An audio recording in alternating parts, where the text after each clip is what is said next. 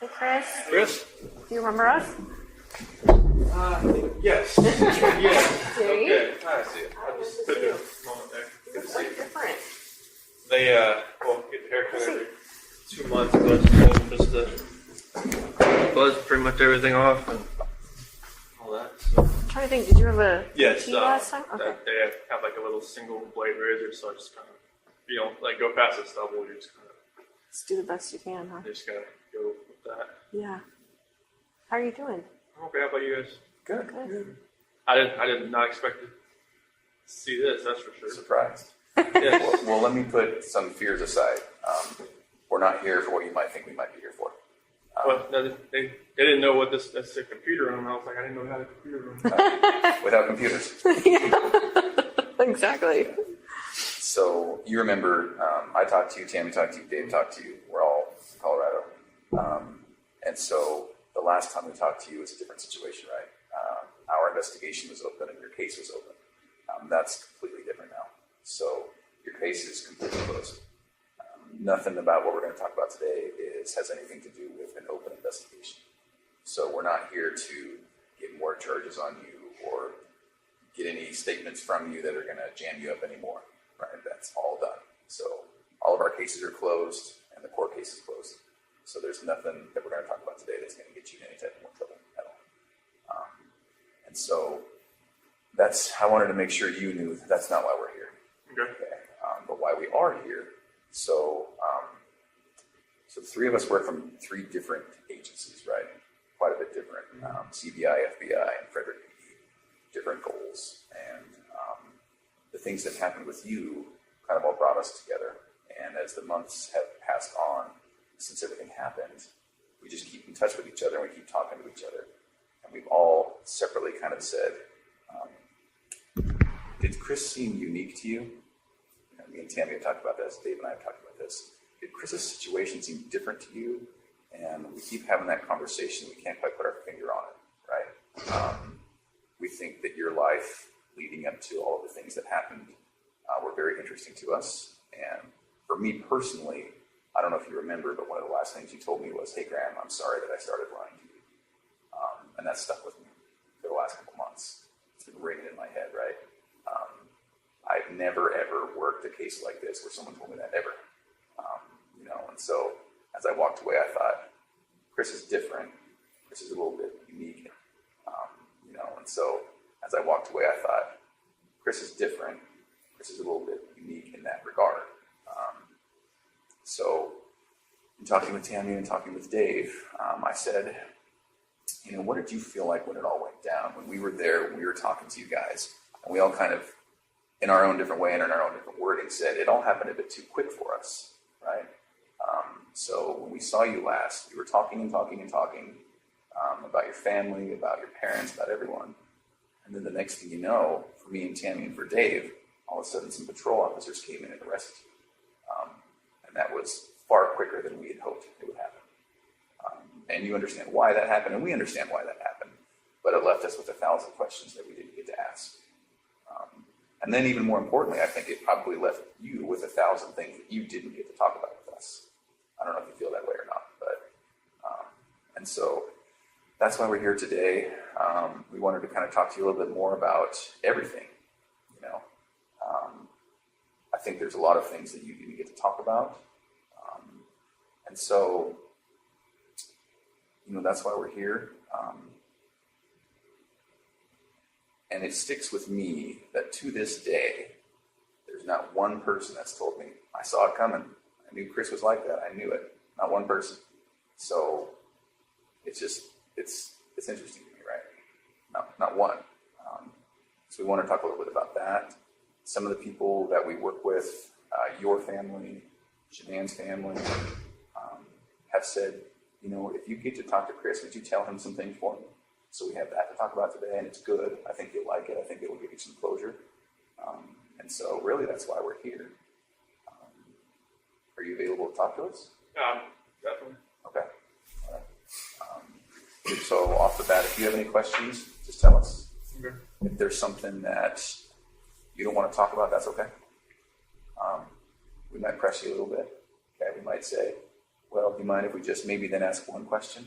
If something makes you uncomfortable, just tell us. If we need to take any bathroom breaks, we can take bathroom breaks. For anything like that. And we'll take bathroom breaks and water breaks ourselves too. So then, is there anything about your schedule today that makes it that you can't talk to us? No, there was like a pass for this in the AM and the PM. Okay. They reserved the room the whole day, Oh, just okay. in case. That's just what they do. Okay, I didn't know if that was like two separate things or something. I think you have to go back for lunch to get counted for or something. Oh. Accounted for. Yeah, I think 11:30. lunch was like 11, but the count was like 12:15. So So in general, how is it here? it's a lot different than Colorado. Is it? It's Good or bad? It's better, I think, because it's here. I'm actually around other people. In Colorado, it was just like I was segregated, and it was like pounding on the walls all night, screaming, and just just telling me From other people? oh, Really? they're just telling me like how I should kill myself and like what they're gonna do to me, and just like all that kind of stuff. So, it was today. This is a lot different because people here don't seem to. It's not like they don't care, but it's just kind of like they don't like judge you as soon as you walk in. Colorado was like they knew why I was there, and that was it. They were just like they had 1 second alone with me, it would have been Really? they would, Gee, man. Must be out then. out of like what kind of jail. I don't know what it was like in DOC there, but they had to lock down the jail for me to walk down the hallway. Wow. Yeah, well. So then make sure you were completely separated from anyone else. Jeez. Wow. Like I didn't see anybody else there. Like I was still next to somebody, but like I never saw them. You just hear them. How did they know who you were? I don't know. I just they make phone calls in there too, Oh, okay. and they got the newspaper in there before I got in there. So Yeah. Have you been able to talk with family oh members? yeah, definitely. Like we get from 6 p.m. to 7:30 after on my unit's timeout, so we get to use the phone at that point in time. Really? Mhm. And do they charge you for it? Or? Oh, it's just like it's like Securus or something. Okay. And how do you make money to pay for that? They put money on the phone. Oh. So if I call, like, if I was like to dial somebody's number, they have to have like a phone account set up. Oh. Otherwise, it's such restricted. And then so who you call pays for it? Yes. Oh. Okay. Have you been able to talk to like family members and parents and all Yeah, that? my mom and dad, my sister. Okay. Good. Is that a good thing? That's a good thing. Good. Good, man. Yeah, they don't hear from me. They're like, "Oh, what's wrong?" What's going on?" Oh, good. And how was it with them? So far, so good. Yeah. Yeah. It was hard to hear your parents at sentencing. Yeah. I didn't know what they were gonna say. Mm-hmm. So, Yeah. And so, yeah, I really appreciated what they said. I don't know about you. I definitely it was. I didn't expect them to be there. I knew they were there on the 6th. But I didn't expect them to fly back, and they Oh. wanted to fly back for that. So. Yeah. And then what your mom said. Definitely. Okay. Good. Well, so we have 1,000 questions. I'm sure you do too. Do you care if we start, or do you have any questions for us? Go ahead. Okay. All right. So one of the things that we're battling with is, and I won't make any assumptions today. So, are you aware that this was a national story? After a little while, I didn't talk to my parents while I was in Colorado Okay. because my attorney team told me, all right, no phone calls, no letters, no nothing. Okay. So like I made one phone call when I was in the segregation area there, but my dad thought it was like somebody like a news. Oh. Somebody trying to call. So he didn't answer? Yeah, so he didn't answer. But other than that, Okay. I didn't talk to anybody. But from what some of the deputies were saying, that or my attorney team coming in and said, this is like they've got people from Australia, England, and all kinds of people trying to figure out what's going on. So. Did they send you any of the letters, like fan mail or anything? Well. I got letters, but I couldn't keep them with me, so like I could read them like on my hour out. But it's like I got a bunch of just letters that had no return address and stuff that was just not very good letters. Yeah. So, okay. They came from a weird perspective, didn't they? From what we had heard. Definitely, there was one person I guess from Broomfield that was like writing like 4 times a week trying to come visit me, and then there was just a lot of people like writing out like bleed through markers saying, like you're a monster, or all kinds of stuff. Well, we're going to talk about some hard issues today, but I don't intend to take you to a dark place today. Okay. I hope that when we're done, you'll feel better. I hope it'll be therapeutic. We're going to talk about, obviously, what happened with your family. And so that's going to be hard to talk about. I appreciate anything you can tell me about it. If you need to take time out, if you need to get a tissue, that's fine, right? I think it'll be very good for you. It'll be good for us. And so one of the reasons I asked about that national attention is we were aware that you were getting a lot of letters, a lot of interest, and then us personally as law enforcement, we got so many people who claim to have known you, claim to have been with you, dated you, slept with you, and 99 times out of 100, they were just crazy people, right? And so maybe that's a good place to start. Had you heard about any of that? John Walsh told me about some dude from Wyoming. Yeah. Trent? Yeah, that guy. That blew my mind. I was like, who the hell is this guy? And who told you about that?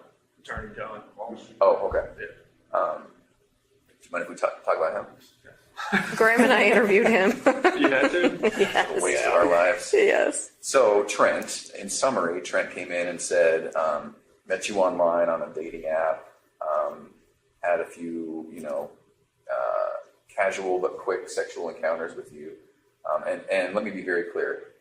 Not only are we not here to jam you up today, we're also not here to judge you. And if there is anything like that, you can imagine we've heard way worse, way different, So if it's true, I hope that you can just casually say, yeah, this happened. It wasn't as bad as he said, but maybe this happened. So his story was met online, met you, and it was a time when you were experimenting with men.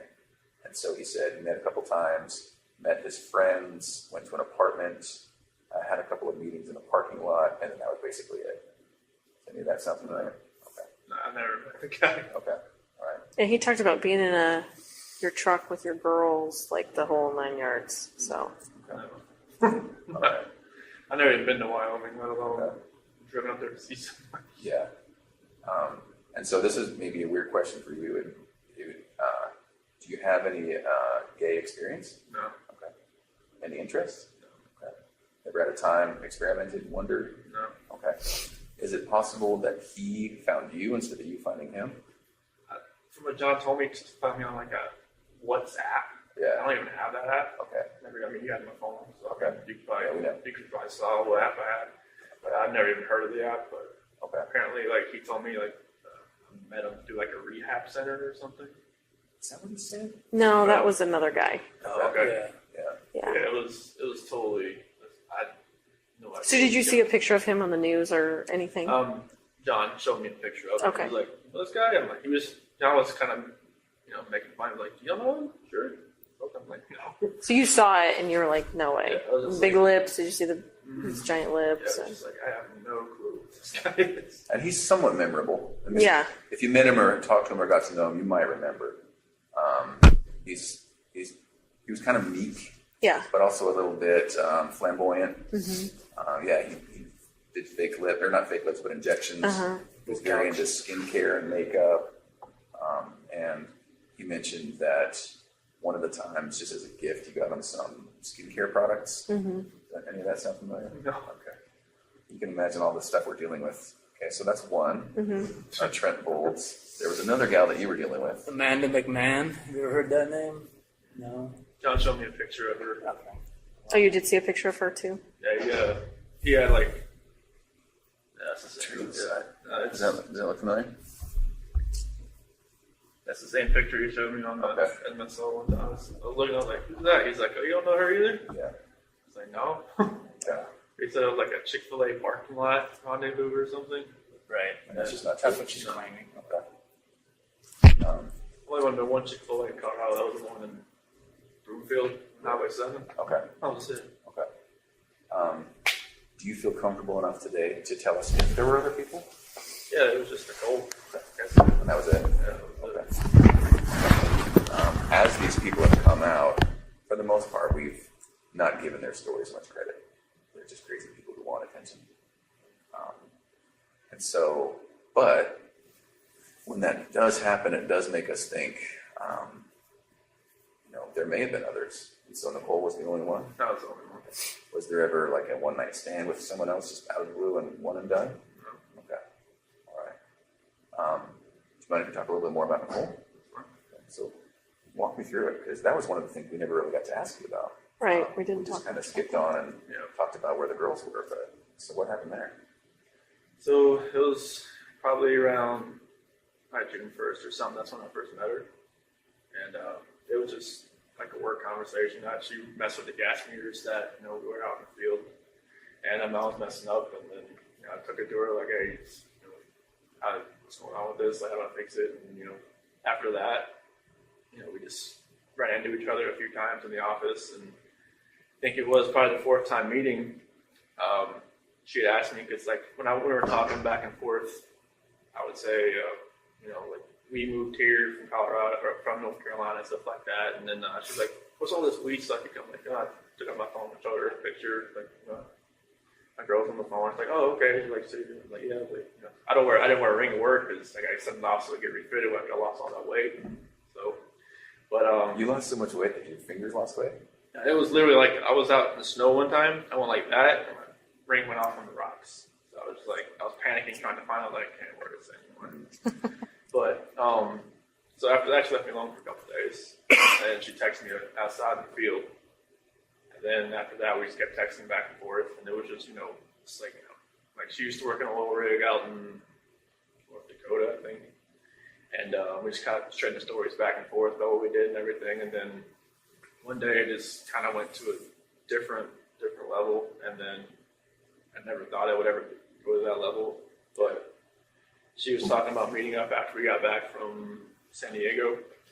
You go to Shanann? Yeah, we go to San Diego from the 22nd to the 26th of June. And we met up after we got back. And How did you guys meet up? at a park in Thornton. Thornton somewhere. And after that, we just kept seeing each other pretty much the whole month of July. So let me ask you this. You tell me if I'm wrong. You strike me as somewhat of a shy person. So when you guys were meeting, was it just kind of very initiatory, like flirting at first? Okay. From both sides? Yeah, it was just kind of like feeling each other out. It's kind of like Yeah. And so texts, any calls? more near the end of June Okay. And what makes you remember that it's June that it happened? because we called each other before I left to go to San Diego. Oh, okay. All right. At first, did you think something might happen? I just thought it was just flirting. I didn't think it was actually like something that would actually happen. Yeah. Well, it's totally natural, right? I mean, everyone kind of flirts at work, right? Because the relationship between men and women is different. So if you're working with a girl at work, it's just kind of natural to flirt. I get it. I wish I was out in the field more instead of at the office. Those demo. Yeah. I kind of see it in your eyes. That's kind of where the path started, isn't it? Yeah, I mean, if I was like, because when I went from like a rover to a field coordinator, like I would spend more time in the morning time in the office trying to get everything like situated where we're going to go, and everything like that. And, if I was a rover, I'd be more out in the field instead of like coming to the office like for more than an hour. Right. And just gave me more time to run into her, pretty much. Yeah. Okay. What did she know about you? Did she know you were married at first? She did once I showed her the pictures Yeah. on my phone. Yeah. On the, like the home screen picture. And everything. So was your wife in that picture, or was it just your girls? It was just my girls right there, but my wife was the lock screen. Oh, So she knew I was married with my kids. Okay. are you aware that she said she didn't know you were married? What did you think about that? I figured it was like just trying to save face, trying to I just trying to. Something my sister said, it was like just trying to keep things together. Yeah. Just trying to. She phrased it a different way, but just kind of like it's like ground control, just trying to control everything that's going on around her. Because I'm sure she got bombarded by all kinds of different sides from the media and everything. So and Have you friends. talked to her at all? No. I'm hoping No. she hasn't written me in a different alias or something. No, I'm not talking to her that way. Oh. And are you not allowed to talk to her? I would hope not. Okay. No one's told you that, though? No, I mean, I would expect I thought in Colorado it said on a DOC list that if you're on a victim list, you can't call anybody. Oh, right. But here, I'm not sure if that's the same. But I just talked to my sister, parents, some friends of my parents. Do you wish you could talk to her? Maybe once, just to Get some closure? say hey, just once, Yeah. just to say hey, I'm sorry this all happened. I'm sorry. I'm not sure what happened afterwards, what you went through, if you had counseling, if you're different state, if you had to leave everything behind. I just wanted to let you know I'm sorry, and that's not something I ever saw in my life happening or happening to somebody else either. Would you be alright if we told her that? That's fine. Do you want us to? Do you want us not to? And if she would want to even talk to you guys, then I'm not sure if someone comes in. I'm sure she'd answer your phone call more than the attorney phone call that she didn't want to call. Answer. Oh, so your attorney tried to call her and she wouldn't answer? Yeah, because I remember her phone number, but after that they figured out, I guess, where she lived. They left a business card there. And she just, pretty much after the fifth attempt, she said stop. Yeah. Yeah. I'm sure she's getting bombarded like everyone else, so.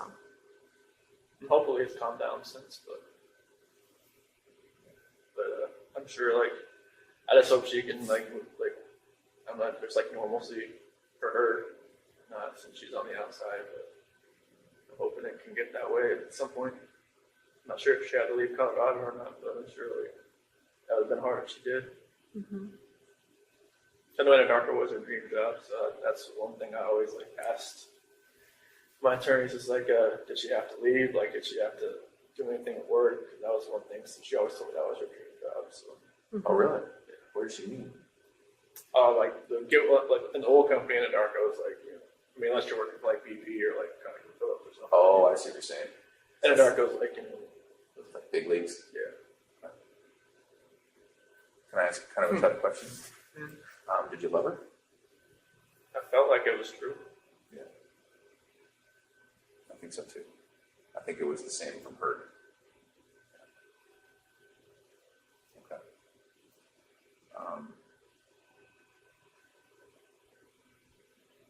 Tell us about the time you spent with her.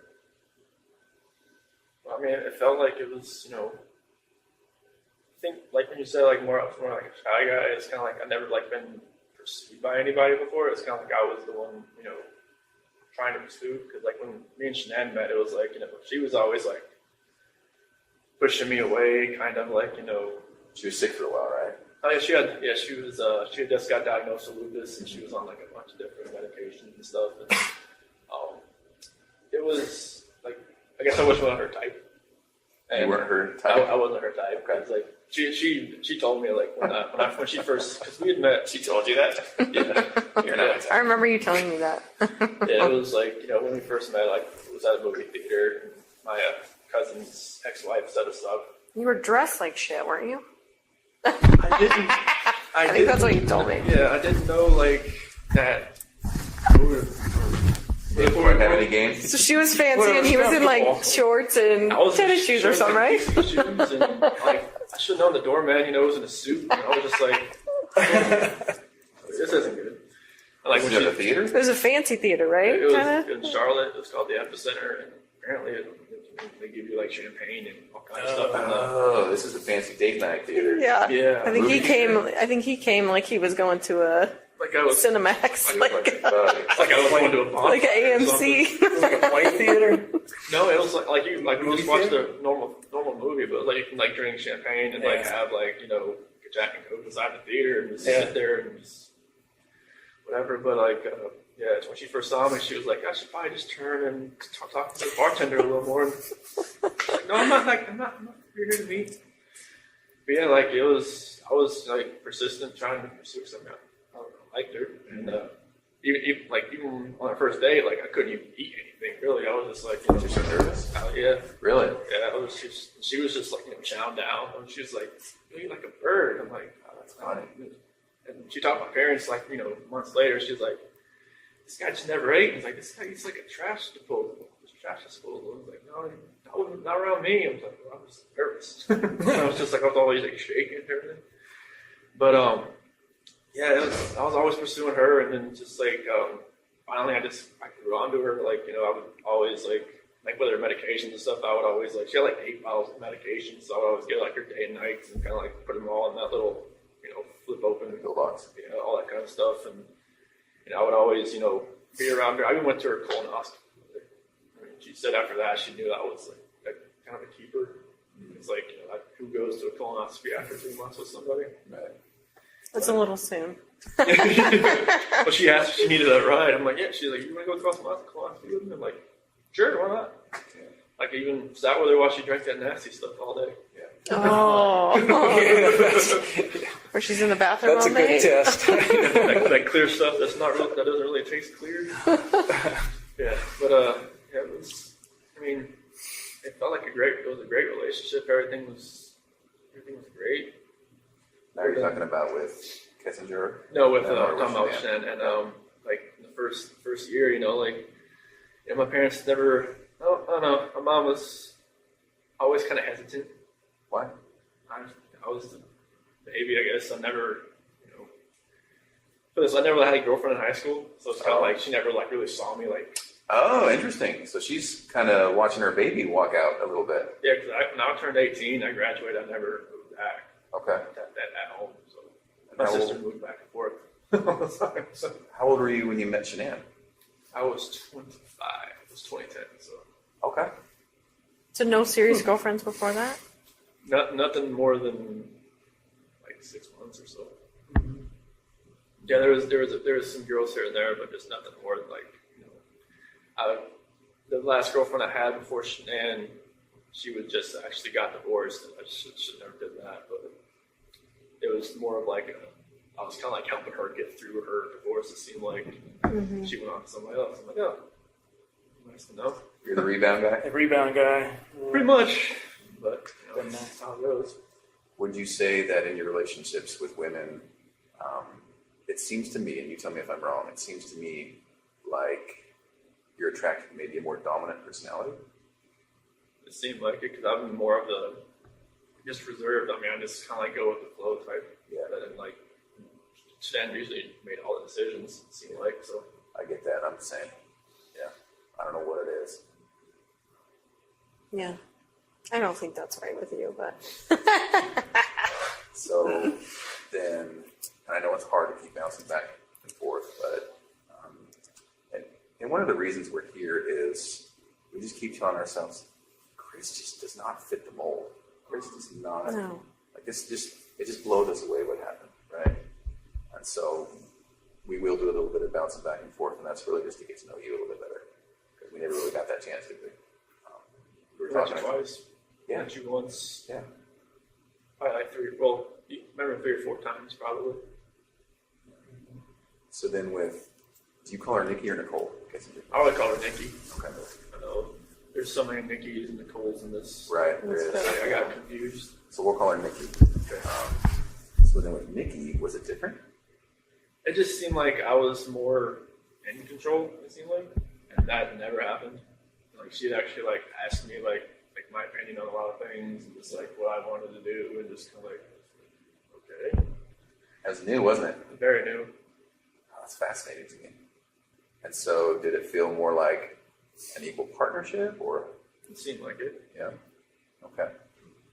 So then when it was date night, would you guys talk about it? Would you ask to go somewhere? Or would she say, I want to go somewhere? Was it too The first time we went out, it was to a movie over at the Orchard, about 144th over there, and I asked her like, "Hey, you want to go see this movie?" And like, she's like, "Yeah." I'm like, "Okay, cool." And we got there, it was sold out, and normally you'd probably just have to just wait 2 hours, like just go home, but now she just wanted to walk around and just talk. I'm like, "Okay." Oh, wow. So that was different, and I think she wanted to go to the car museum, Shelby Museum in Boulder. I've never been there. And That was right up your alley. Oh, yeah. Mechanic. I was just like, that was awesome just to walk around cars for like an hour or so. And then, drag race in Vandermeer. Okay. I haven't been to a drag race since 2008. And that was in Charlotte. Okay. Like they have a 4-lane drag strip over there.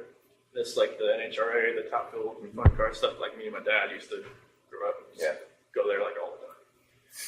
And then like went camping in Sand Dunes National Park, and I'd never been camping. I always wanted to do it. Thought it was she'd done it like countless times. Oh, really? Okay. She's outdoorsy? Yes. Okay. Yeah, she's I guess every time like she needed to clear her head, she'd just go by herself, just go somewhere. Oh. Yeah. But she's a completely new type of person and relationship. Yeah. Okay. All right.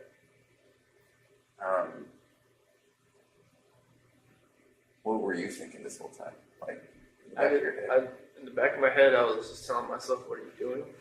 Like, every time, I open up my phone, I can see pictures and like of my wife and my kids, and I'm just like, "What am I doing?" And then, like every time I was with her, it seemed like I didn't think. It seemed like it was like a blinder that was on my face. Oh.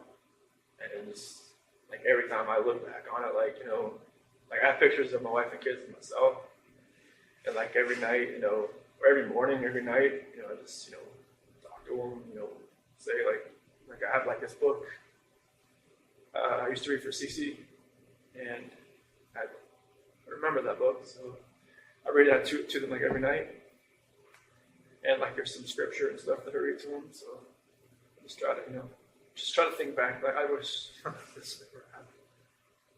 It's like I wish that blinder wasn't on my head, wasn't in my eyes. That would have seen what was going on. Like, I was having, everybody says, "Oh, you're just out there having fun while your kids, or kids and wife are on vacation." I'm just like, no, it wasn't like that. But it seemed like that's what it looked like when you're going, you're going to camping, going to drag race, going all the other stuff that you have fun doing, but you're with somebody else. It's not your family. It just didn't seem right. With her, it just didn't seem like I could even see that anymore. I was there at her house pretty much every night. So it was like I didn't have that time at home just to really think about anything. Literally, I didn't, I was only at home from when I got home from work. I worked out, I ate dinner, and then I went over to her house. I never slept in my house the whole month of July. Now, talk me through that, though. When you said you went home and then you were at her house, was that while Shanann was gone? Oh, okay. So you weren't even at your house. No. This all happened so quickly, didn't it? It was insane quickly.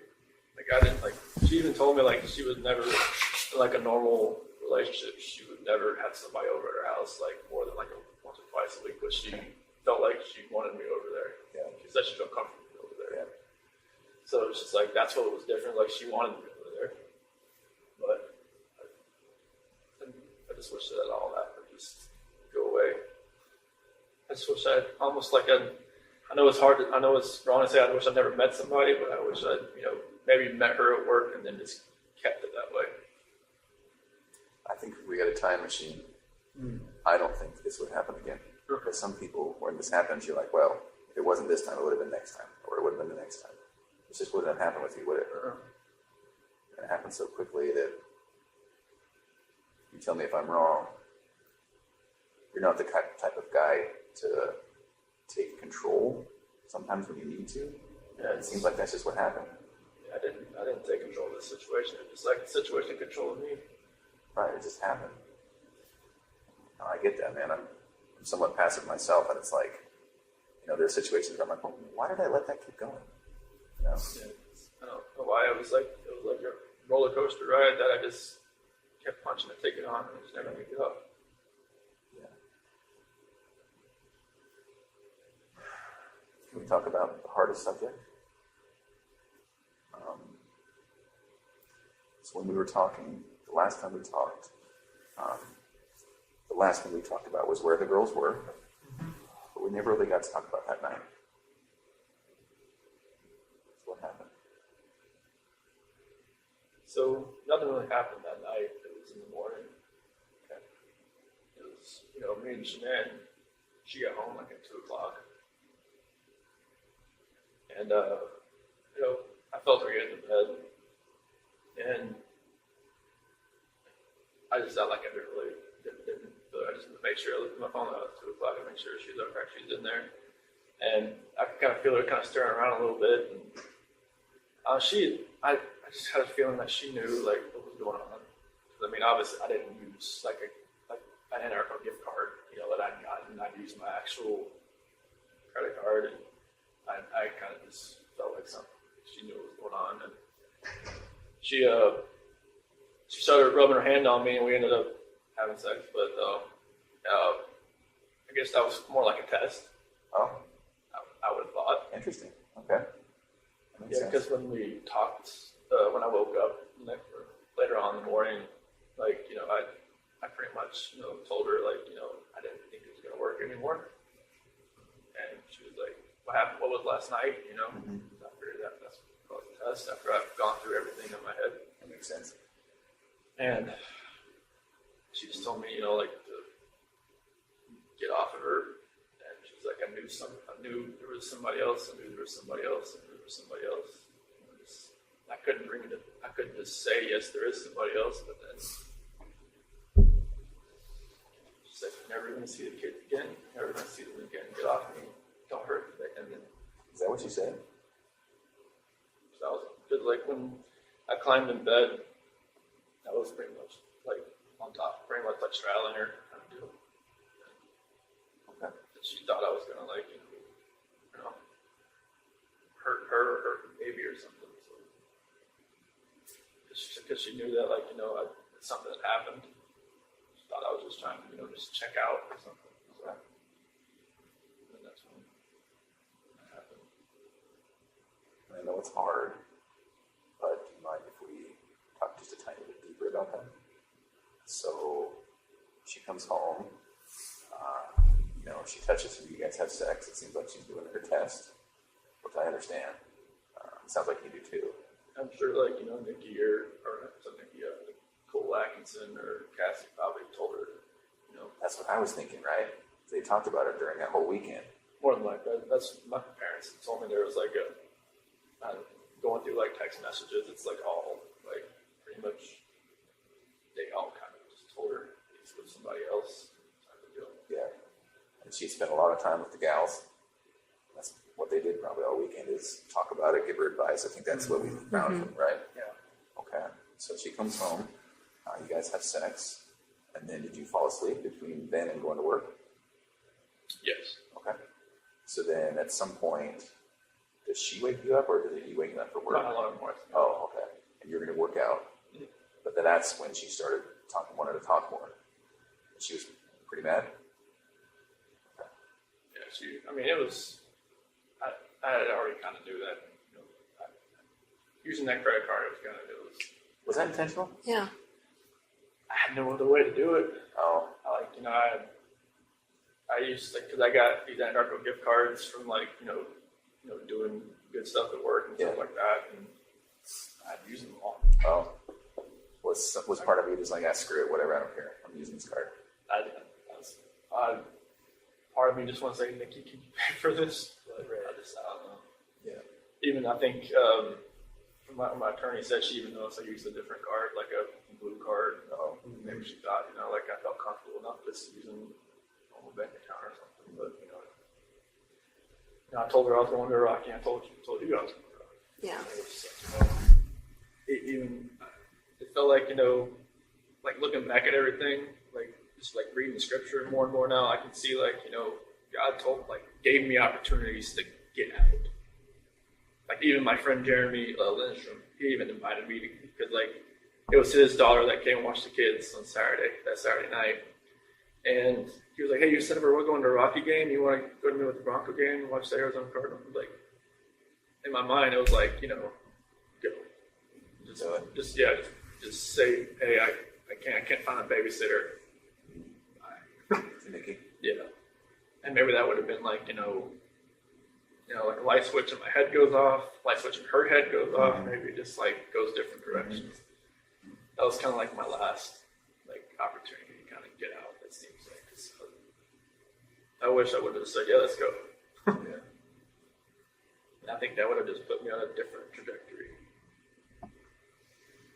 So then, Shanann, did she actually say you're never going to see the kids again?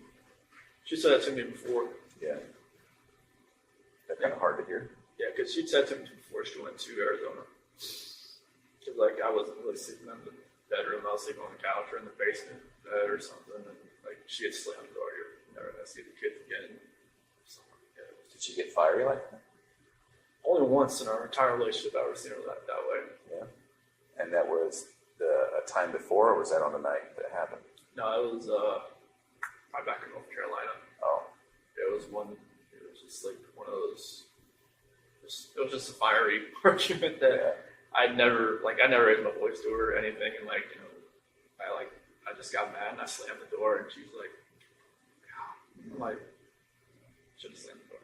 Is that when you were in North Carolina that last week? No, it was like Previous to this that? was like 2010, 2011. Oh. It was like early. In her old house. Before kids? Yes. Were you dating or were you married at that point? Dating. Oh. Yeah, it was just like I don't remember what it was about. I think some girl maybe texted me like from my past or something, and like I was just like, this, and she was like, don't have that happen again. And I'm just like, I can have friends. Right. They're females. Like I don't even talk to this woman anymore. Right. And it was just like, no. Was she fiery? Did she have that Italian blood that her mom has? Lord, yes. Was she always like that, or was she? Did she snap at things? She would snap at me, but you could tell, like, if something really irked her a little bit. Yeah. It would come out. 0 to 100 type thing, or what? 0 to 200. Oh, interesting. She gets acclimated about something. She's like, all right, it's gonna happen. Well, that's why she was probably so successful at Thrive, right? Oh yeah, like she had done a couple other like direct sales business, but this one was just like it was different. Why? This one, like, cause I think she had done like Origami Owl and like something called like It Works, and then like other couple other things like some bags and stuff like that with the supplement stuff. But just because it worked with her, it worked with me. She's like, okay, I can kind of like use this as like, all right, this is what it's doing for us. Yeah.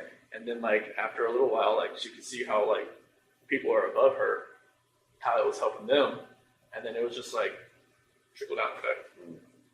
It was like a good system about like commission wise and everything was just she could use all the business IQ she has from running those cell phone shops and from the Dirty South custom shops, all that. I mean, she's business minded. Yeah. She knows how to do accounting book like the back of her hand. So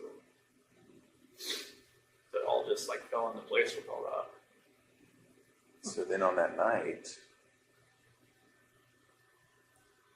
was it just a new type of fight? It was never had, or what? What happened? Yeah, it was a totally different type of fight. It was it was just felt like I don't know, it was more anger than anything else. Like there was emotion to it at first, and then it just felt like it was just anger. It was just like like there was no love there. It was kind of like what we were saying, what she was saying. It was just like it's almost like we knew like something was combating at each other. We didn't know like it wasn't ourselves. Really? Anger from you or anger from her? I think it was more anger from me and more like desperation from her because she wanted to fix it. Yeah. She knew if something wasn't right. Like, like when the whole thing with my parents happened with my parents called it Nutgate. What happened? Nutgate. What's that? The peanut. Oh, yeah. Or whatnot. Oh, with her family? Yeah. Pistachio ice cream or whatever. Yeah, Nutgate. call it Nutgate. I haven't heard that. I haven't heard that either. Yeah, I guess what people are calling it. Okay. But that was like another out. Like, maybe I could have just like stopped everything with Nikki and just kind of concentrated on helping like whatever happened there. Because like, Shanann had a story, my mom had a story. Like, I don't know, whatever happened, I probably asked my 10-year-old nephew. Probably can tell me what actually happened. Well, and they both have their feelings for good reasons, and they both didn't see it the other person's way. And yeah, and like maybe because I didn't talk to my parents from then on until like August 6th. And like, my dad took that whole week off. You didn't talk to your parents from then on? Yeah. Oh, okay. Yeah, because like Shanann was like, do not talk to them, do not call them, do not do anything. Is that what she said? Yeah. And Cece's birthday was 17th, but I think the actual birthday party was like a couple days after. In August? July. July? Yeah. And like my mom or my dad was gonna go, but then there was like a post on Facebook about allergies and stuff like that Shanann made, and my dad was like, no, I just can't do it anymore. Just like because He perceived that as her taking a shot type thing? yeah. Okay. She always says she never put those posts directed at anybody, but she had a method. Like if you read them, you know who she's Yeah. talking about. She had a method to the madness, and you can see it. Mm-hmm. But I wish I could have just took more time just to fix that. Yeah. Because I wanted my parents to be involved. Like since like the whole wedding thing, and then up to that, it was like my mom and my sister were always like combating with Shanann combating with them. My dad was always cool. Like he's just like me. He's just like go with the flow. Like I just want everybody to get along type deal. Chicks, I man. loved your dad. Oh, he's the best. Isn't he? I So, loved your dad. I'm sorry, keep going. That's cool. I just wish I could have just when we were at the beach in August. Like my dad was supposed to take the whole week off just so we could see the kids and like see me. Like we have a cookout at my sister's house or something. And then, but we just pretty much spent 5 days at the beach. And Shanann had like booked it so like I mean I don't want to say like punishment for them not to see the kids, but like I wanted them to see it, see them. I wish I could have fixed all that. And I even like when I was at the beach, I told Shanann that it was more like what was going on was more like I feel like cause my dad's my hero. I feel like I've lost like something in my life. I haven't been talked to him for 3 weeks. I haven't been to see the kids for 3 weeks, on FaceTime or anything. And I wanted them to be able to have that relationship. And she was pretty much gung ho. Like she tried to kill my daughter by giving her pink. I was like, I don't think she gave it to her. And was that her stance? Is that your mom? Put something in front of Cece. Like to kill her, or No, just just like Didn't care. like Didn't pay attention. she thinks that allergies and like this state of age is like people think you'll be like it's fine. made up Like kind of he'll thing? be fine. He'll just have a rash. He'll be fine. I've seen Cece, like the first time. Well, I've seen a picture of when he had a cashew the first time. It wasn't good. And then she had kiwi the second time, and then the same thing happened. And I know it's real. So you know it's serious, yeah. Yeah, it's not like it wasn't like her throat like closed up, but she broke out in this full body rash. It looked really crazy looking, and luckily, like nothing with her throat like happened. But So did that make you angry at your mom for doing that? yeah, I mean, I just like, Mom, you just gotta. I told her you need to think, you need to like, pay attention. Just because another kid can have something doesn't mean another kid can have something. Because like we were at that birthday party at Jeremy's that Sunday, they had this cake there.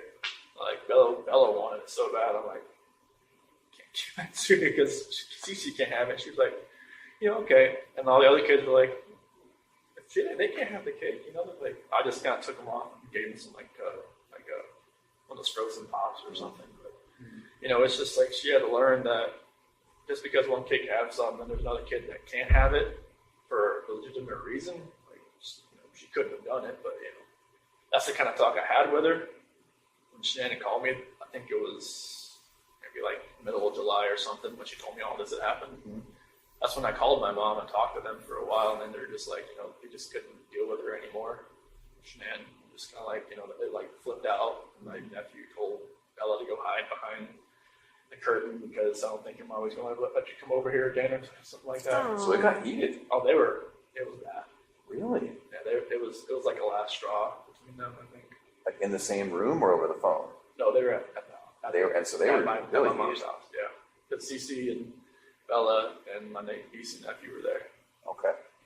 How did Shanann find out about the ice cream thing? Because Shanann was there, and I guess they were all sitting one of those couches, kind of like a U, and my niece went into the kitchen, and she knew where the ice cream was. She'd been there. So it's not like your mom gave it to her? Like she got no, her own no, ice cream? Yeah, she went in the freezer, got it, went out, and sat beside Cece and started eating. But like, it's just a matter of like Cece could go like Right. like that. I don't know what would happen if she just got it on her hand. Right. But like I know on like the prick test, on the back, it's like a welt. So were they staying there at your parents' house during that time? 'Cause Yeah, it was. So they would go from from Sandy and Frank's house Yeah. for like a few days or 5 days, and then go to my mom and dad's house for a couple of days and Okay. back and forth. So it happened during that time. You were there, yeah. Okay.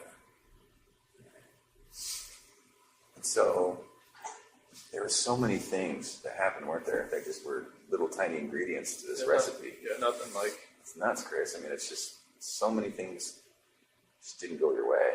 everything was like somebody was stirring a pot, and it was just That's exactly what it was like.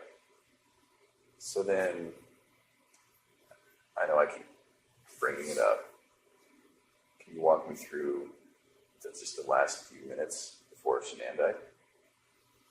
It was pretty much just like I had gotten dressed for work, and then like we started talking. Did she come to you? No, I was just right there in bed. Oh, Just- okay. Yeah, so I was just like I got my blue shirt on, my jeans and everything. You ready to go? I was ready to go, and Was she asleep, or did you have to wake her up to finish your conversation? Or? I would wake her up because like she got home like 2 o'clock, so she pretty much out of it. But I never knew like if her plane got delayed. Someone always told me like she just like sat around with Nicole and just like talked for a while and then came home or something. I'm not sure if that Yeah, was it was a late. But yeah, when she came home and everything, but yeah, like I woke her up to talk to her. Oh, okay. Yeah. And is that because it was just eating at your Yeah, brain? like I knew like something like something didn't feel right with me. So I know like she knew. I just knew she knew. I just felt like maybe the kids weren't going to be there when I got home that day. Oh, interesting. Now, I don't mean to offend, but I have to ask, is that really the truth? Okay. I really felt like they weren't going to be there when I got home that day. Oh. And Like so- she would take them somewhere? No, I just felt like either maybe I wouldn't go home, maybe they weren't going to be there, or I wouldn't be allowed in, type thing. I think I saw some text messages where Shanann talked about that she would take the kids to another state or something because she wouldn't be able to afford to live in Colorado or something like that. Did she say that kind of stuff to you, or Yeah.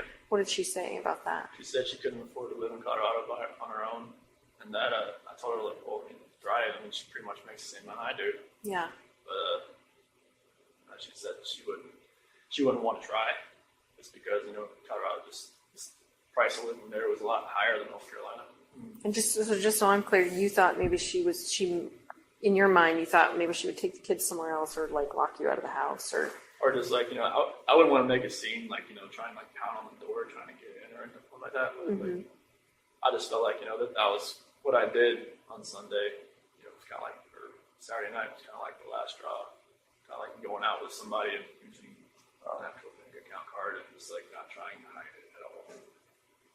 So walk me through it though, because she comes home, she touches you, you guys have sex, you fall asleep, then you wake up for work, all natural, all, a normal day's work type thing. Yeah.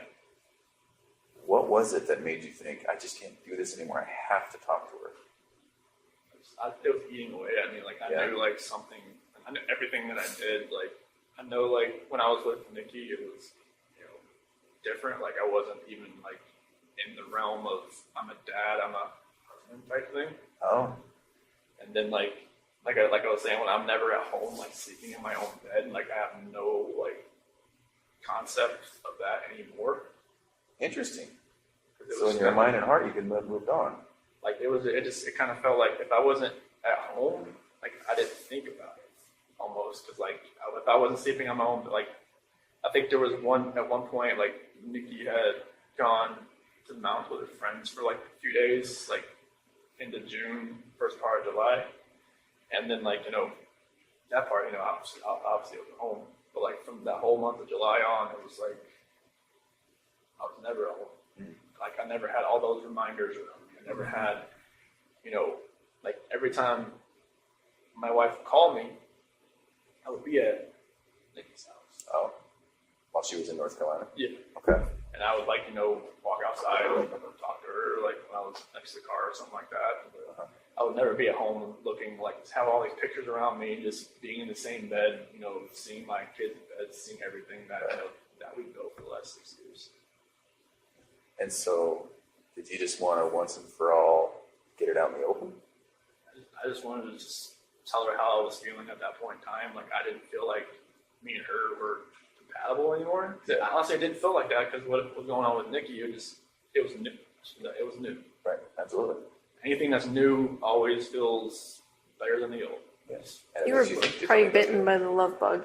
Yeah, That's how a lot of therapists talk about it. Yeah. It was just like, I never felt that. I mean, even like with new relationships in the past, like it always felt different, like, the first couple weeks and then, but it just, with someone Nikki felt different. I don't know what it was. Maybe it was just like you said, like, I was more in control and like, it was more of like, maybe more of me coming out. Because Shanann always said, like, it always seemed I was more myself around other people, like, her cousin Cody, like, Cody came up, visited us for a little bit while we were in Colorado for a little while, and Cody always talked about, like, how Chris is so funny, Chris is like, Shanann would always like, why are you never like that with me? I'm just like, maybe I always felt nervous around you. There's only so much oxygen in the room, right? I say this to some people with dominant personalities. I just always felt nervous. I always felt like I was, I never could actually just, be myself. Right. Nikki, I was myself like all the time. It was just different. Well, and it seems as though, and again, it's hard to talk about, and you tell me if I'm wrong, but it also seems, is it accurate to say that sexually you were able to say, Nikki, this is what I would like, this is what I'm into, or blah, blah, blah, and maybe not with Shanann? No, Nikki just wanted, she wanted what she wanted. She wanted to do it pretty much all the time. I was just like, okay, that's fine with me. Okay. With Shanann, it was just like, hey, sometimes it happened, sometimes it didn't. But that wasn't the case as far as that way. It wasn't just like sex or whatnot. But it was mainly, I was just want myself. I could just not think about what I was going to say or plan what I was going to say or not, say something stupid or something. But, Right. A little bit of freedom. Can I ask you something about that morning that you had sex with Shanann? Did you feel at all like maybe you were kind of cheating on Nikki by doing that? I felt strange. I felt like, the first time I was with Nikki, I felt weird. First time, Sure. And then the last time I was with Shanann, I felt totally strange. I was like, I didn't know who I was. I didn't know who I had become. I felt like I had become people I see on TV, and that did not feel right with me. Like I didn't know what had happened to me.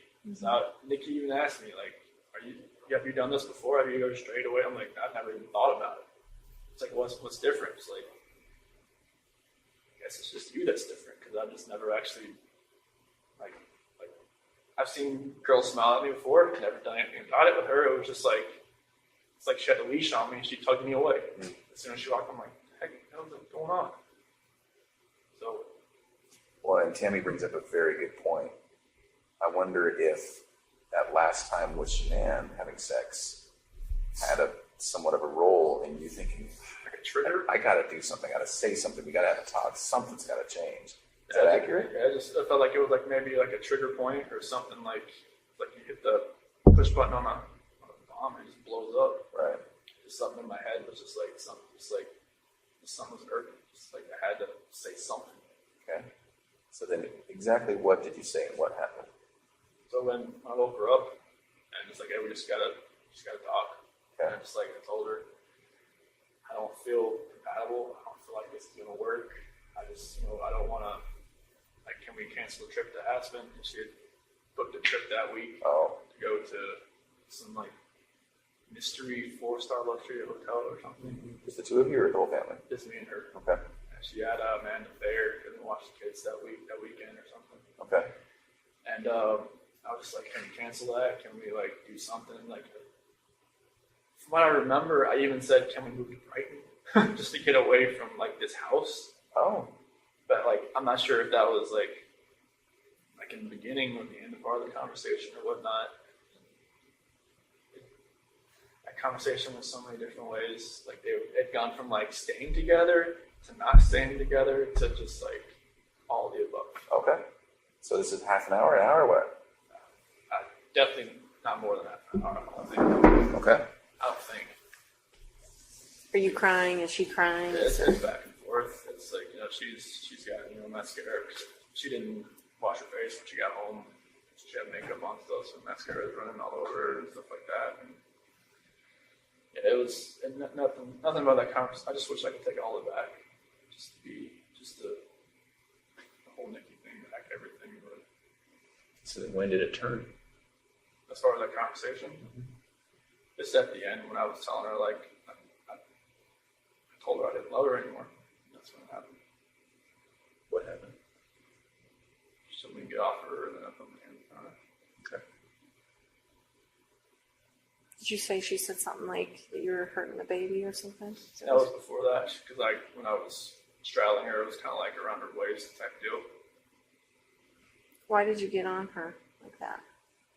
I just, when we got on the bed, that's just what I got on. Is that so she would listen to you? I felt like, I mean, she could probably listen to me just laying beside her, but I got on top of her. And every time I think about it, I'm just like, did I know I was going to do that before I got on top of her? I don't know. Really? That's an interesting thought, Chris. Mm-hmm. You don't know if you knew. Just like everything that happened that morning, I don't know, like I try to go back in my head. I'm just like, I didn't want to do this, but I did it. Everything just kind of like.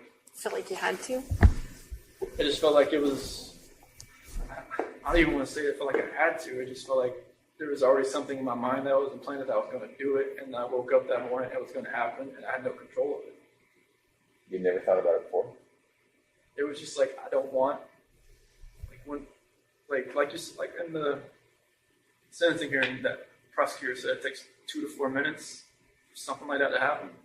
Like why couldn't I just let go? I didn't. Oh, that's interesting. I just let Was go. it feeling like it was in motion and you just couldn't stop it? Yeah, it was just like,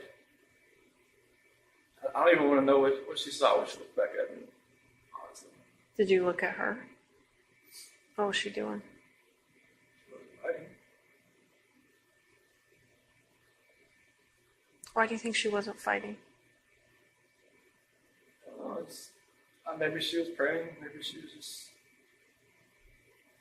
I read the Bible. It said, the scripture says, "Don't forgive these people, for they do not know what they do." Mm-hmm. Maybe she was saying that. I don't know what she was saying in her head, but she, like when you guys told me, like, take off your shirt and check for defensive wounds, and there wasn't going to be any.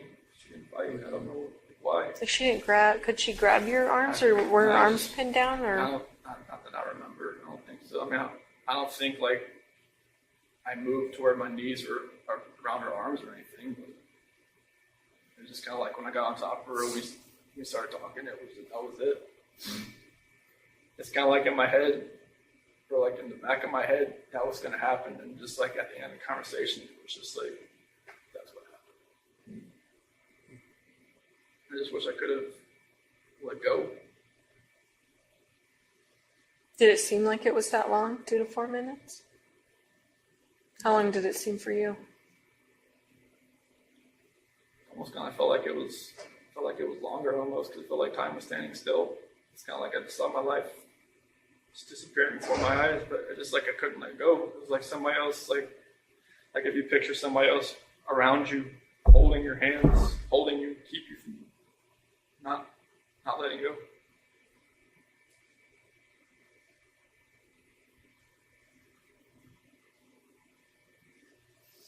At some point there was a statement about rage. Do you feel like you were in a rage at that point? That's the only way I can describe it, honestly. Like a snap. Something. I mean, I guess my attorney had said like some, strangulation is more of like a, I don't know, passionate type thing. I'm just like, I don't know how that can be passionate. It's just intimate because you're right in there, Yeah. using your own hands. It's a lot different than someone standing across the room and you shooting them or something like that. So it just felt like somebody was like behind me, just like, I just couldn't let go.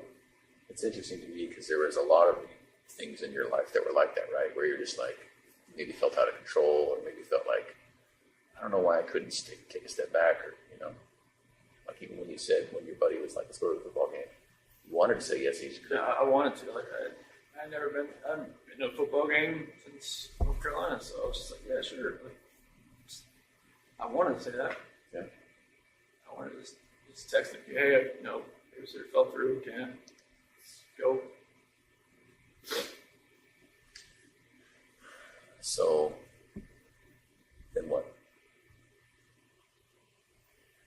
Just,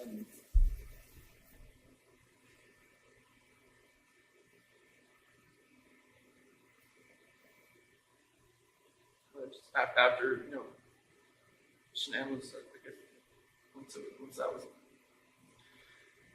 she was gone, I was just like I didn't know what was going on. It's like it was like a traumatic, I don't know what you call it, traumatic event type, and everything, and like I was shaking. I didn't know what had happened.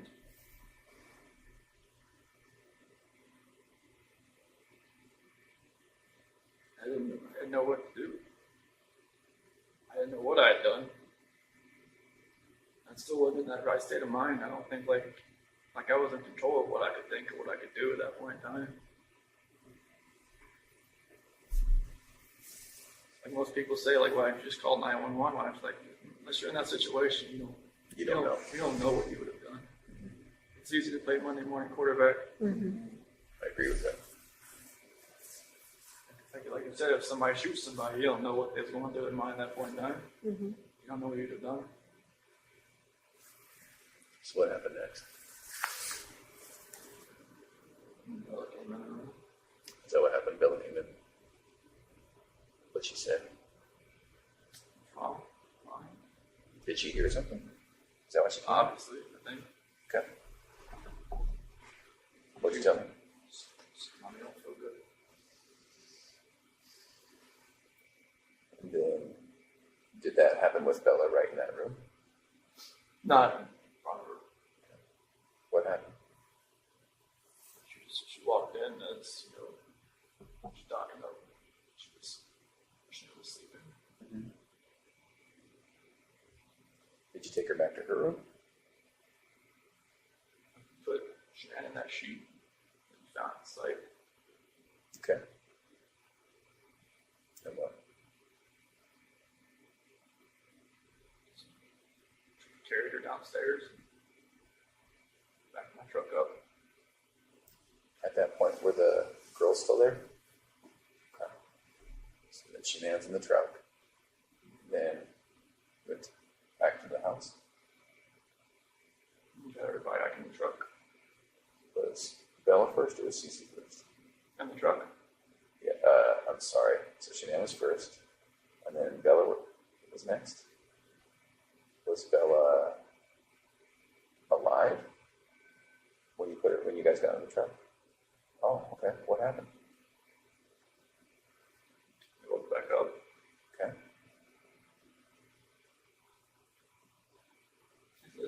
I don't really want to talk about this part, honestly. Okay. Those are my kids. This is my baby. I have to talk to them every night. I don't see them. Okay.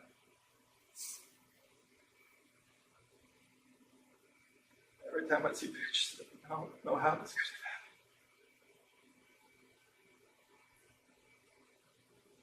Being a dad was the best part of my life. I took it all away. I think that's the hardest part for us, Chris, is we see those videos, we see that love that you had for your girls. Like, it's obvious to us, and even to us, it's hard for us to understand how a dad who's given piggyback rides and, making snacks and watching princess movies and those kinds of things, how you get to that point, I don't know. Like I said, it was just like something else was controlling me that day. I had no control over what I was like to fight back. Yeah. Like when that prosecutor said that Bella bit her tongue, like repeatedly, I I just wanted to just bang my head up against the wall. So you put Shanann in the truck, and then you put the two girls in the truck? Were they just sitting in their car seats, or I guess they didn't probably have car seats in your truck, did they? No, I was sitting in the back with in that bench and So Shanann was back there too? Is that on the right? floor. What did they say about Shanann being on the floor? Mommy, okay? What'd you tell them? She'll be fine.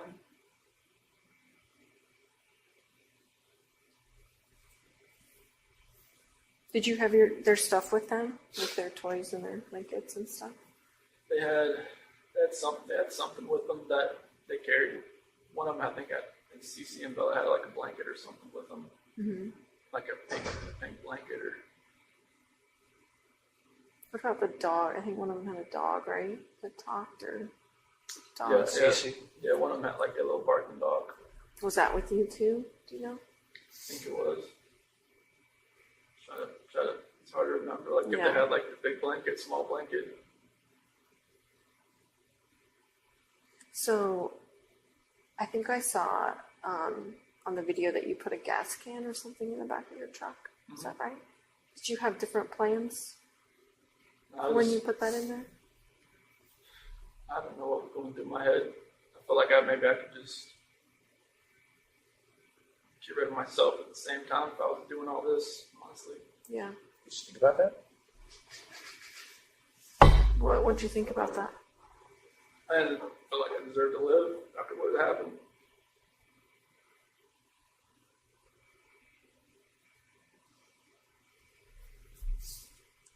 Was there any thought to the whole family going away that day, to include you?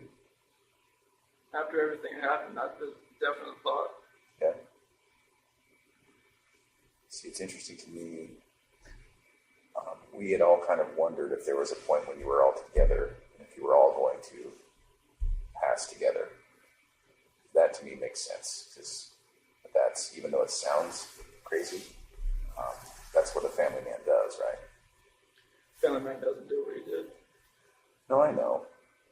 I guess what I mean is, it seems like you guys were going to be together forever in that way. Is that maybe what was going through your head? Honestly, I just felt like I didn't deserve to live. Yeah. And it was like, whatever judgment I was going to come upon myself, I just didn't deserve to be on this earth anymore. Mm-hmm. What happened? Okay. So what made you not do that? Do you think?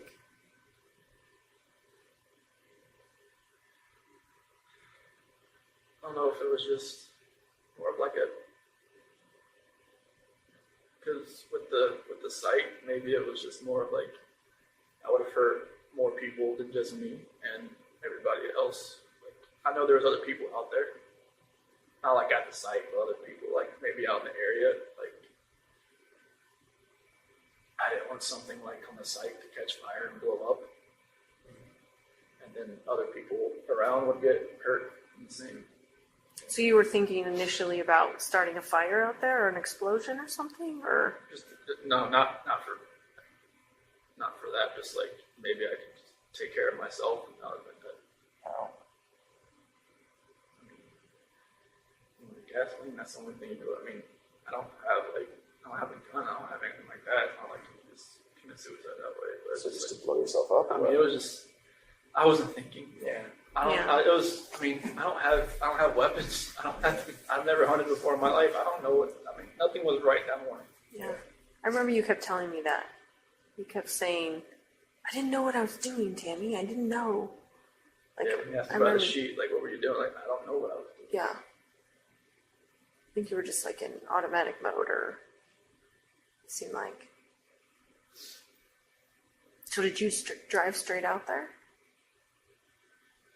So what were you thinking on the way out there? It's kind of like what I'm doing right now. I'm just like, nervous, shaking, not knowing, like, what's going to happen. Yeah. Like, I know, like, my life has completely changed. I don't know, like, what's happening. Like, honestly, like I try to picture that whole ride, like it's like 45 minutes to an hour ride out there, and it's just like, couldn't I have like saved my girl's life? Couldn't I have done something? Why did I do it? I don't know. Right. Like this is my flesh and blood. This is like what I wanted all my life, was to be a dad, just to have, you know, kids, and they love me, they, you know, all that, and it just nothing made sense. Right. Like the oil tank, nothing made sense. I'm just like, what the doing? Mm-hmm. So what happened when you got out there? I took Shanann out just to a place off to the site. Mm-hmm. Then What were the girls doing when you were doing that? just sent them back to the truck.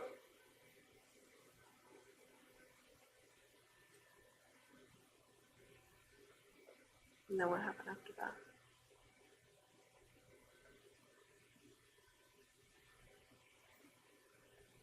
CC was first.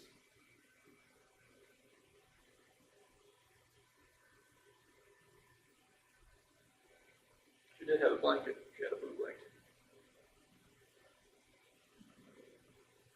A Yankee blanket.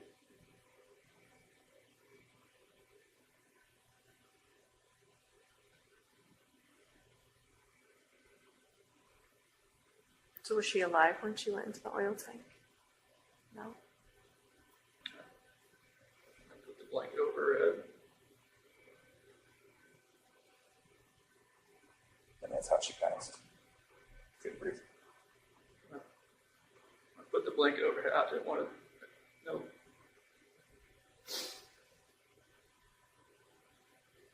I strangled her right there in the back seat.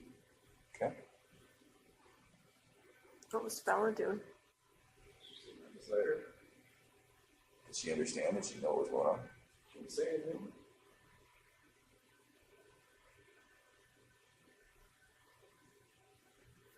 And then the same for Bella. Just without a blanket. With the blanket. Oh, okay. I didn't look. It's like every time I closed my eyes, I just hear her saying, "Daddy, no," and that was it. That's what Bella said. I hear that every day. You're like,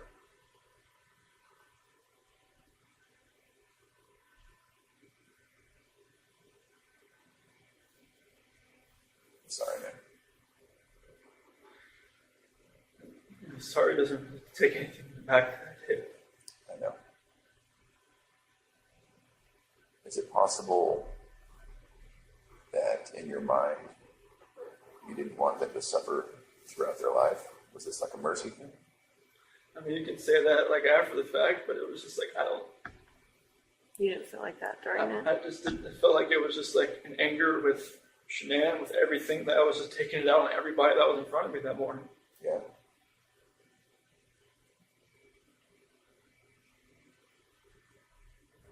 I mean, kids growing up without their parents, I mean, depending on what grandparents or whoever they grew up with, seemed to be fine. But it was just like, it was an anger thing. It was just like, And what were you so angry at Shanann about? Like if you could pinpoint it. nothing that makes anybody to want to do this. I mean, you could be angry at your spouse like your whole life, but you should never have done anything like this. You should never let it get to that point. But I let it get to a point where I've never been angry before. Like, and this was like the epitome of being angry. Yeah. The epitome of like showing a rage. The epitome of like losing your mind. I mean, even like some people in here said, "Dude, like, what the heck happened? You must have freaking snapped." And, like, I just walked away. Just like, I don't see it in my mind how it could have, like, I look outside every day. I'm like, what could we be doing right now?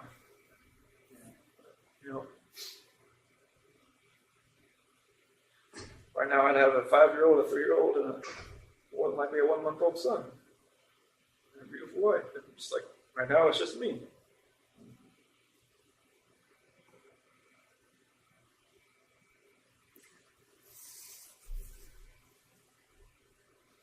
I watched that video of you finding out that Shanann was pregnant.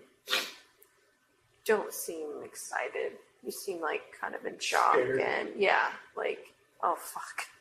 Like Well, it's it's- already complicated and now this. Well, it's like when we had talked about it, like a couple weeks, it happened fast. Like with Bella, it was like we almost gave up trying, and then she bought me like a supercharger for my car. And then with Cece, it was like we had to try, and then finally, but with Nico, it was once or twice, and then like 2 weeks later, she's pregnant. Is that what happened? Yes. I just like it was more of like surprise, scared. I'm like, wait, what? Like we just talked about this. Like, people have brought up the fact like, oh, she was probably pregnant before, like you guys even talked about it. I'm just like, it's not, no. But like, yeah, it was insanely fast. I give it that. Like, that's the only reason I ever gave that notion, like, even the moment of thought, because it was like faster than any other time that she'd gotten pregnant. You just didn't seem happy. Like, you know what I mean? Like, Yeah, I haven't like, I don't remember the video much. I know she was wearing like a "Oops, we did it again" shirt, I think, and I was walking out of my cooler or something. I don't remember like my actual like reaction, like watching the video, but like I could see her eyes, see like didn't seem like he was jumping for joy type thing. yeah, it didn't seem like that. Did you watch the one of when I found out about Cece? Oh, No, okay. is it totally different? Yeah, it was. Yeah. Yeah, it was. Because Bella was in the crib and it had an eviction notice on the. Oh, yeah, I think you told me about it. Yeah, I never saw it though. Yeah, I picked up Bella and spun her around and whatnot. This time it was just me and Shanann, and she was in the kitchen. I don't know, like I don't forget what date it was. Maybe like June 3rd or 5th or 7th. I'm not sure like what date it was in the video, but maybe I already felt guilty about talking to Nikki at work. Yeah. Maybe that was going through my head. Is that the potential timing? Does that make sense? Okay. I don't remember the video, what date the video was, but I knew like I'd kind of met Nikki around like June 1st. I knew like she told me like afterwards. When you say met her, you mean like went on a date with her? No, I never went on a date with her until she was in North Carolina. Oh, okay. You're just like flirting stuff. Yeah, I mean, there was natural flirting back and forth, and that was just like, I knew that, like, with that video timing, I probably just looked like I was, like, felt guilty for even talking to the girl at work. You probably did, right? Yeah. Did you guys fight before, you and Shanann? I know you talked about like not really raising your voice and stuff. Was there? Because I want to say, didn't a neighbor talk about them fighting and stuff? Yeah, but that was embellished and exaggerated, and he retracted that. Oh, he ended Yeah, up doing that. He retracted that. So. Did you guys ever fight? Did you ever? I mean, Was there any domestic violence in your house? Like, No, like, we never. this is strange to us to Even have. from her to you, I mean, Yeah. she gets mad when she's pregnant and grabs a knife or No, like. scratches you or smacks you around or nothing. No, she's never, like, nothing. Okay. That's what makes all this even more hard to understand from my standpoint, and from yours, too.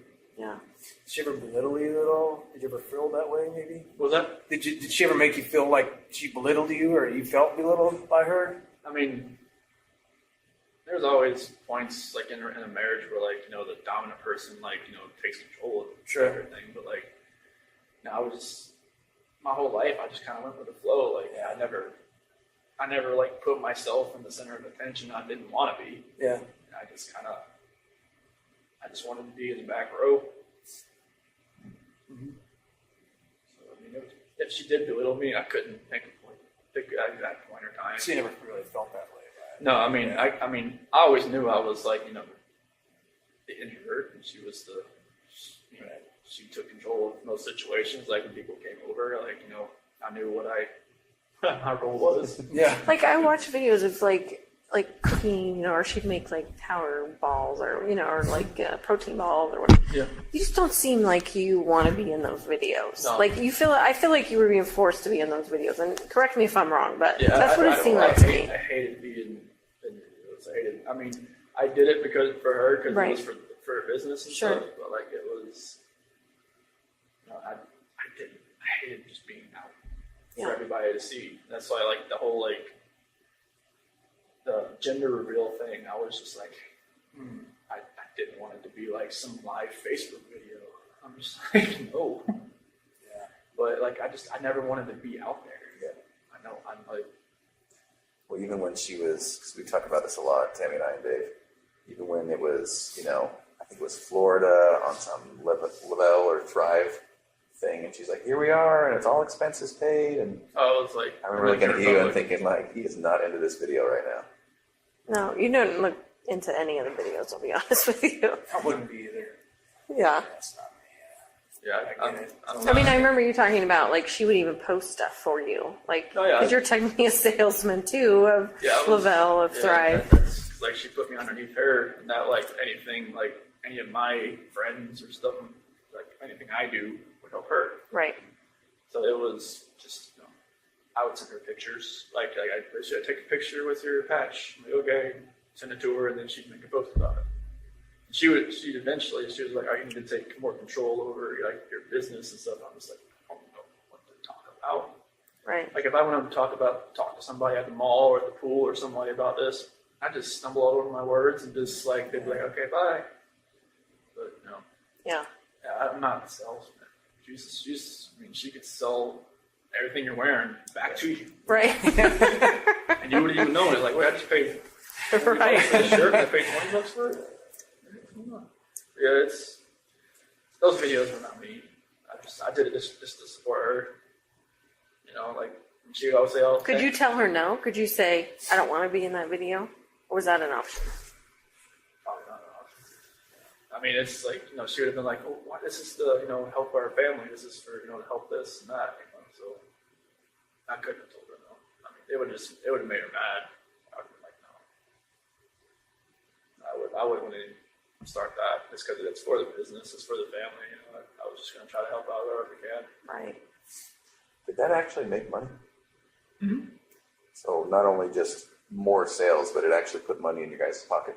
Mm-hmm. Okay. And she made probably in that last year, probably as much as I did. On commissions, basically. I mean, I know that's a simplified version of it, but Yep. I mean, it's they don't take taxes out on it, so. right. So that was like the good thing, and they paid for your car.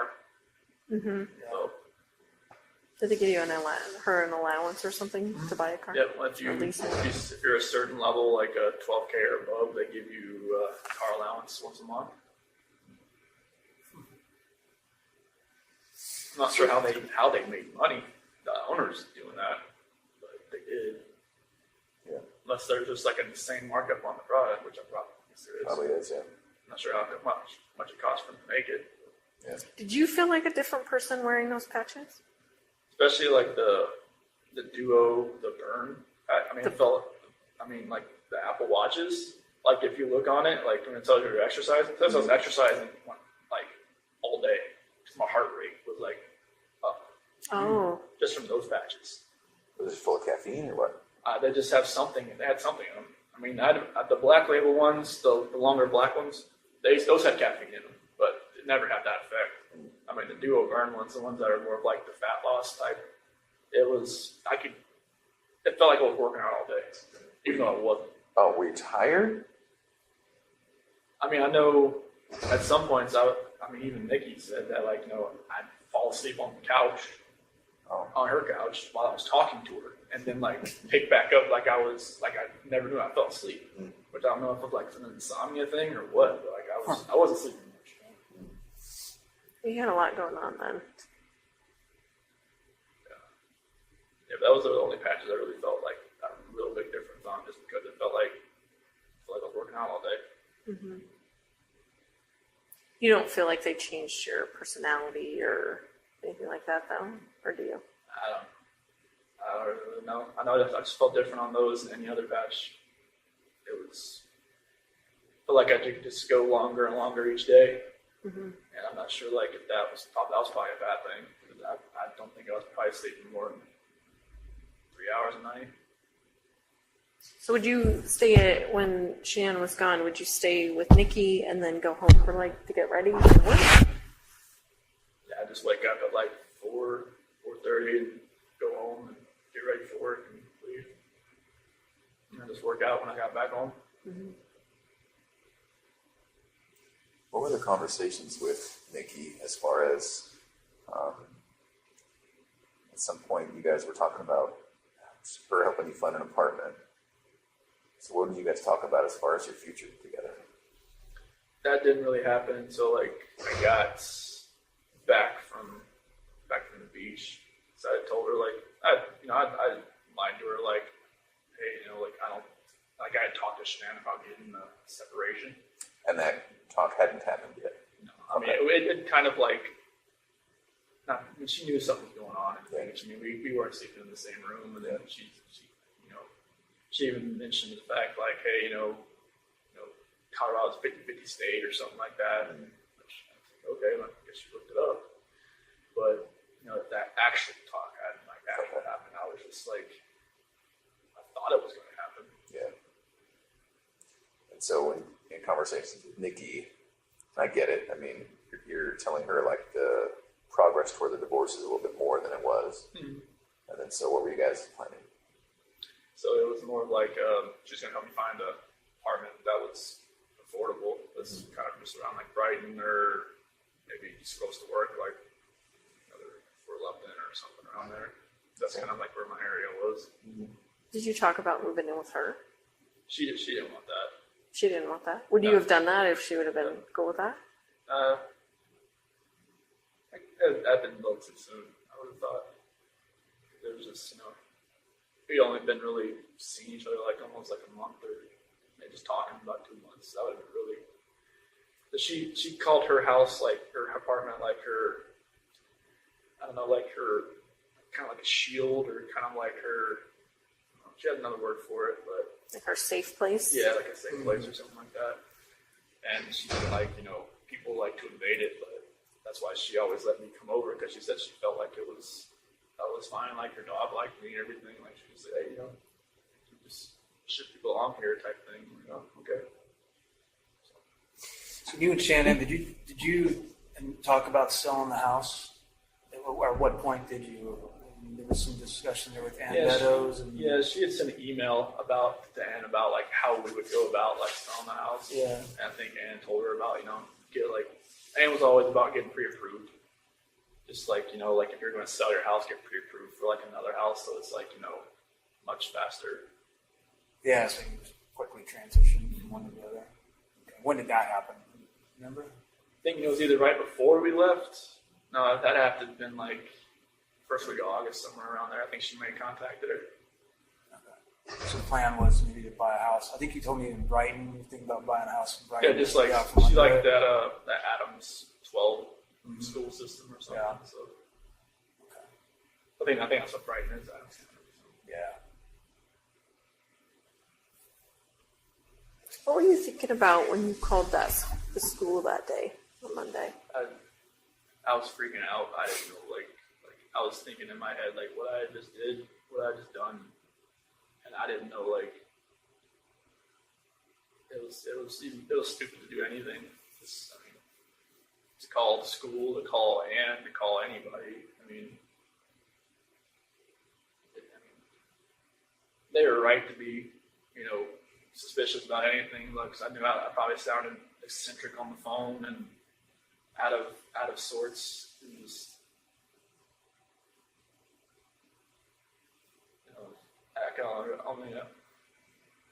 I don't even know what they were thinking. They heard me. I think they thought I was weird, but I don't know how you would not sound weird, like you said. So are you 100% sure the girls were still around and alive when you drove out? Okay. So that's completely accurate. There's nothing else about that. They got in the truck. Okay. Where did the blanket go? Either probably in the trash can or something, I think. In the trash? It wasn't it was still in my truck. Okay. We thought we saw some GPS where you had stopped by near construction roll-off dumpster. Is that true, or? I think that's I dumped my clothes in there. So that would have been on the way back to the house? my neighborhood. Yeah. When Officer Kunab was there? Okay. Was it one of those red construction dumpsters? More than likely. Okay. Did you pack new clothes? How did that work? I already have some in there because, like, in case we have like a spill or something. Oh. If you ever get crude oil on you, you don't. Yeah, I have like 2 pairs of boots, all kinds of different stuff in there, just because like just one time I had to clean up a spill and I had defrost on, and I had like a headache for like 2 weeks because it's like the crude oil that comes. So I always have something in there. So where did you keep them after you took them off? Like, did you just change out there into your new other clothes? So like I dumped my clothes in that dumpster. But that wasn't that on the way back?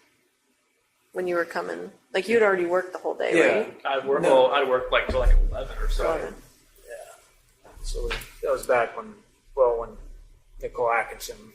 Yeah, when she was Yeah, when at she my called. house, hit the doorbell, that's when I knew someone was at the house. Right. Did you think right then, like, oh fuck, like here we go? Or what were you thinking then? I didn't even know why she was there. I was like, I didn't know, like, maybe she had an appointment or something with Shanann. I didn't know. What did you think, like, that day, like, what you were going to say? Like, what was your plan? Were you just going to go home and be like, report to the police that your family's gone? Or I had, like, I had no idea what was going to happen. Like, after everything, I mean, I don't even know how I was even acting even normal to people that I was around. Because when, like, Troy and Cody and Chad and Melissa and all them, like, you know, when they showed up on the site, I don't even know how I was even being somewhat even coherent what I was saying, but apparently they understood me. So I didn't know what was going to happen. Like I said, this wasn't like something like some Criminal Minds type. like well thought out? Yeah, it wasn't nothing like that. You're just minute by minute at that point. Yeah, I had no idea what was going to happen. So once the girls were gone, was it also just a minute by minute thing as far as the oil tanks? Yeah, I didn't know what to do. I mean, just thinking about an oil tank just makes me want to throw up. And was that just because it was in front of you and there it was and just presented itself? It wasn't a plan beforehand? Okay. Was there any reason why the separate ones? No, it's like you said, it was like going up the stairs, and it just didn't. No, like what Frank said is like I was trying to separate everybody. That's not. No. I didn't want to separate anybody. What was the reason? I can't even tell you. It was like I said, like something else was in control of what I was doing, and it was like I was doing something I never thought I would ever do in my life. Did you think there would be less chance of someone finding them if they were in separate tanks? Or I don't know. Sounds like you were. No, I didn't. Whatever my reasoning was in my head that day, it wasn't sound. Nothing was right. And you don't even remember thinking about it? No, it was just like like a reaction of something that I wasn't even thinking about. Yeah. Did you talk about the trash bags? Do you remember that? Oh, with There were two. okay. Yeah, it's trying to, because like she kept.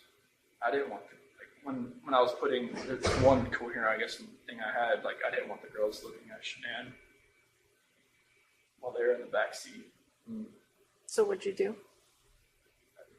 Put a trash bag on one end and on her feet and on her head, so they didn't have to see. And they were just too little to kind of figure out, right? Yeah, they didn't know. Okay. That's good. I just know, like when I was driving up there, I mean, they were just, sitting there, just, kind of asleep or kind of just like, holding on to each other, laying in each other's laps. I didn't.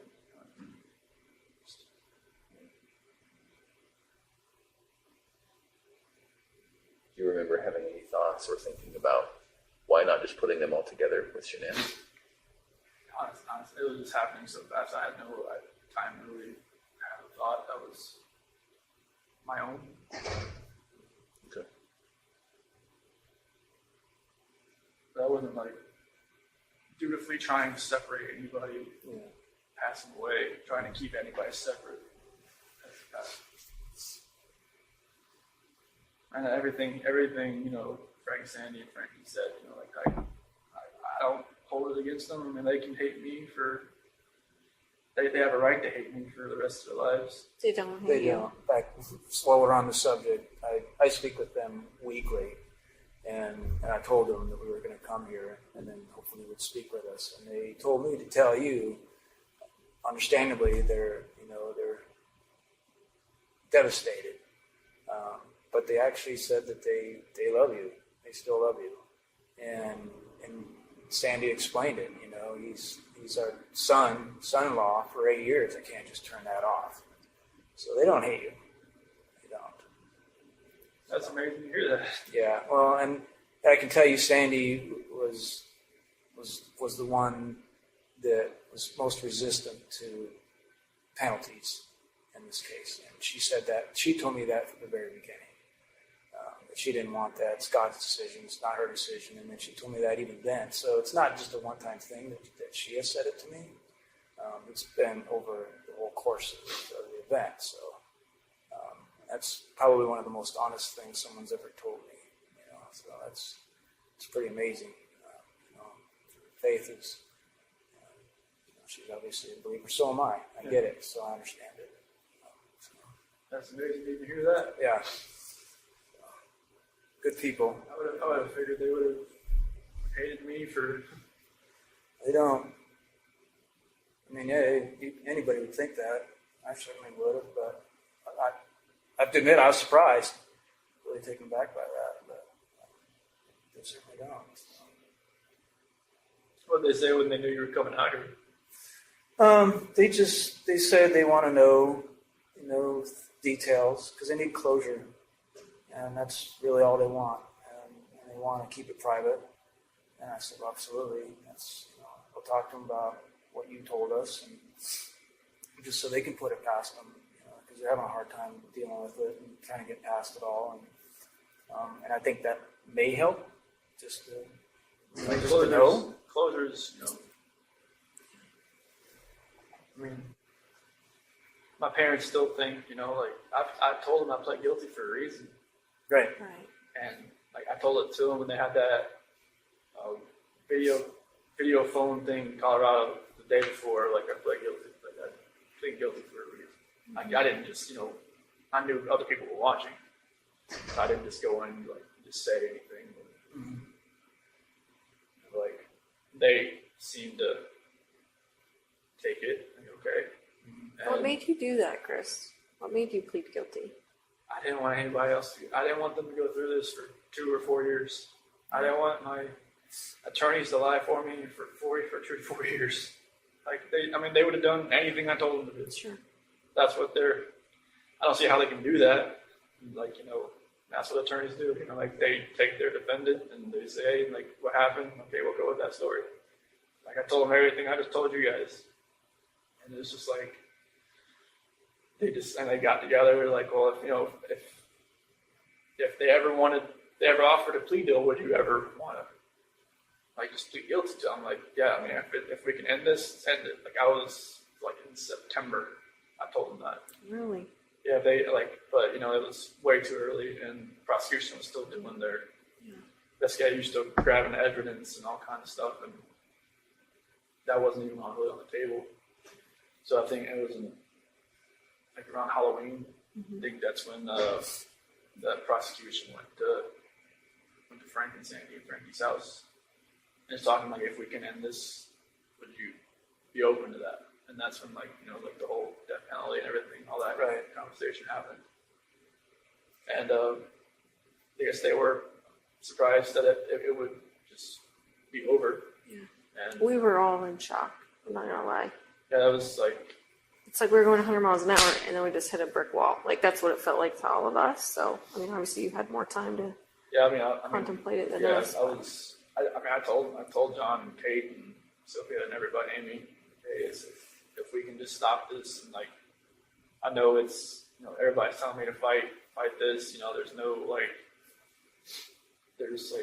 everybody's saying there's like not enough evidence to such this and that. And I'm just like, no, this needs to end. Like, I don't want people to have to, because for Frank and everybody to have to fly back to Colorado every single time and get reminded of this. Like, I'm not sure it's never going to go away, but to actually have to come and talk about it, have other people talk about it, have, all three of you get on the witness stand and say, what they saw, what they've seen, what they heard on tapes and everything like that. It's just like, I don't want people to live that over and over and over again for years. Like, if I could just end this for everybody, and then like, if there's any closure at all, they could, it could start then instead of like 2022. Right.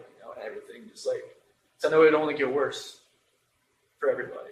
So did it have anything to do with you not having the death penalty? No, honestly, when I was sitting in that cell, I felt like I should die. I was listening to everybody telling me like, hey, if you do this and this, you can hang yourself in that cell. You could do this and that. They were like telling you stuff. Yeah, you could drown yourself in the toilet if you wanted to fill your toilet bowl up or something like that. It was, they've been there a bunch of times. And at one point I was listening to them. Mm-hmm. I was like, I just felt like maybe there's a different purpose for me somewhere. Maybe it's here. I don't know. Like, I prayed to God every day that He would move me away from Colorado, like move me away from the DOC there, because I just knew, cause they were saying there was a hit on me. They said if I was going to a DOC in Colorado, I'd last a week and I'd be dead. Because of the gangs and all that kind of stuff. And so I just felt like God moved me here for a reason. And hopefully I can help people that way. But I didn't want my family, I didn't want Shanann's family, all of our friends, having to go through that, because after a while I knew it was this stuff was everywhere. And I knew all her Thrive friends, everybody, that was just it would just broke that hole in their heart just a little bit bigger every time. I didn't want that. I knew it would have gotten worse. I didn't want it to get any worse than it already was. Did you ever think about, it could be very believable, what I told him, it could be very believable that Shanann did, end the girls. And so maybe if I tried to convince people that, maybe if I fought with my attorneys on that, maybe I could lessen it somehow. Did you ever think about that? Honestly, I never even thought about the story until you guys mentioned it. Yeah. Okay. I wondered. I never even thought about it until you guys mentioned it. So what did you think about it once it got mentioned? It's just I just went with it. I didn't I knew my dad was out there. I knew it was I knew they would probably believe it because, my mom and my sister just never really liked Shanann. And I knew through all this, I got letters from some of my friends that even said, when we went over to your house, we could see, Shanann was more of a dominant personality and more of you're always helping with the kids and everything. You just, you're a great dad and everything. We could see, a couple things that I never saw or, whatnot. And even my best friend Mark even said, there's always, something, I didn't really get with Shanann. I was nobody ever told me any of this stuff, but okay. But yeah, I never thought about that story. And, that's what my attorneys were going with. Yeah. And then, I think it was probably the second week I told them, what had really happened. What did they say after that? They were quiet. They were writing it down. They said they wouldn't judge me. So I told them. I told them everything that happened. And they, appreciated, I guess, most of the time, their defendant or their, defendants don't, tell them actually what happened. No. Yeah. They just, tell them, all right, get me out of here. This is what happened. But I told them what happened. I didn't want them going, if this was going to go, anywhere in courts, I didn't want them to be under a false pretense and, get surprised. So I know, there was probably things that you guys probably knew that maybe if I lied to them and just tell them, no, this is what happened, that it would have made them look, foolish and stupid and just unprepared. And I'm just this is what happened. and they appreciated me telling them that. So now they would be prepared, and that's when they were saying, like, if it was ever, if we ever went to them, the prosecution, and say, hey, if we could end this, would I be open to it? I'm like, if it could end it. I know there was like, wasn't her phone found on the couch or between the couch cushions? Like, did you plant all that I stuff? just threw it in there. You just threw it in there? I Why did you do that? I don't know what was going on that morning. Like, even like, her watch, her phone, like, if I was actually, like, if I'd planned this, I would probably just take it out to the field or something, But, What about her ring and stuff? What were you thinking about that? It's like, maybe she actually really wanted a divorce. Maybe she didn't want to fix it. Just put it there on the counter. She took it off? Or did you take it off? I took it off. Okay. Oh, so that would look like she was saying, I want a divorce, I'm leaving it here when I'm taken off. I see. So the phone and her watch and the couch, was that morning before you left to go to service? Okay. That's, I think, Nicole's son found it or something. Yeah. What other things did you do that maybe we even missed? So the phone and the watch. I think I threw the therapy book she wanted me to read in the trash. That was that morning? I think so. Were you trying to make it look like she threw it in the trash? I don't know. I just Oh. I just didn't think nothing was ever going to work again. So I didn't know what was going on. Did you go down to the basement? I thought the basement door open. Yeah, the door is open, but yeah. So there was a lot of movement, I think it was around 4:26 or something. And the garage door opening, the basement door opening, and then of course the living room sensors and all. Do you remember what you were doing all during that time? Other than You had a going lot of in and out steps. the garage. I'll just say that. Okay. So like the basement, I'm not sure. I mean, the only thing I really have down there is my workout, the bench press and whatnot. Do you remember going down there for anything or opening that door for anything? Did you think about, well, maybe I'll take her out that way, or is it a walkout basement? No. It wasn't at your house. Okay. It's like a garden level basement. So Okay. But no, I don't remember really. I don't think I worked out that morning. Like, were you packing your lunch in the kitchen? Like, did you Oh, have to yeah. do all that normal Yeah. stuff? Yeah. Okay. Yeah, I definitely packed lunch and everything. Did all that. I don't remember about the basement. Unless I just worked out that morning, I just don't remember. I don't think I did. So one of the more Unless there was a trash bag down there. That Yeah, you got trash bags from there. maybe there wasn't any in the garage. And I went down there and got one. Do you normally carry a roll of trash bags in your truck? No, So there was a roll in your truck. I was. Yeah. Maybe I just grabbed it and brought it with me then. That would have been kept in the basement, maybe? Or Basement or the garage. the garage. I'm sorry, what were you saying, Graham? one of the more kind of poignant or tender moments in all of this was seeing you with your dad when he came in. What was it like when you picked him up at the airport? It was very strange. It was kind of like I almost knew this was probably the last time I'd ever see him on the outside. In my head, I knew that. Yeah. What'd you guys talk about? Honestly, like, he just wanted to talk about sports. He's always a kind of like, distance himself from like a problem type thing. Like, when, like, if there was ever an issue or anything like that, he always want to talk about, like, just bring up, like, when I would try to get him to quit smoking, like, all the time. Like, this is after, like, I graduated high school and whatnot. He would, Are you talking about cigarettes? yeah. Okay. And he would always, like, just change stuff. He'd be like, oh, you never happened in the race, football, or something. I mean, he just never wanted, like, he said, okay, oh, yeah, I'll get to it. And he was, boom, something else. And, I just kind of felt like it was kind of like that, like he asked like a few questions, like, do you know where they're at? And do you think, you know where they're at or anything like that? And I just, told him no. and then like just want to talk about sports and just like normal things. Just kind of, I'm not sure if he maybe knew anything, maybe he kind of figured out something maybe happened, just wanted to talk to me as his son. Is it possible he saw that you were in a stressful situation and wanted to do what he always did, make Yeah. things comfortable?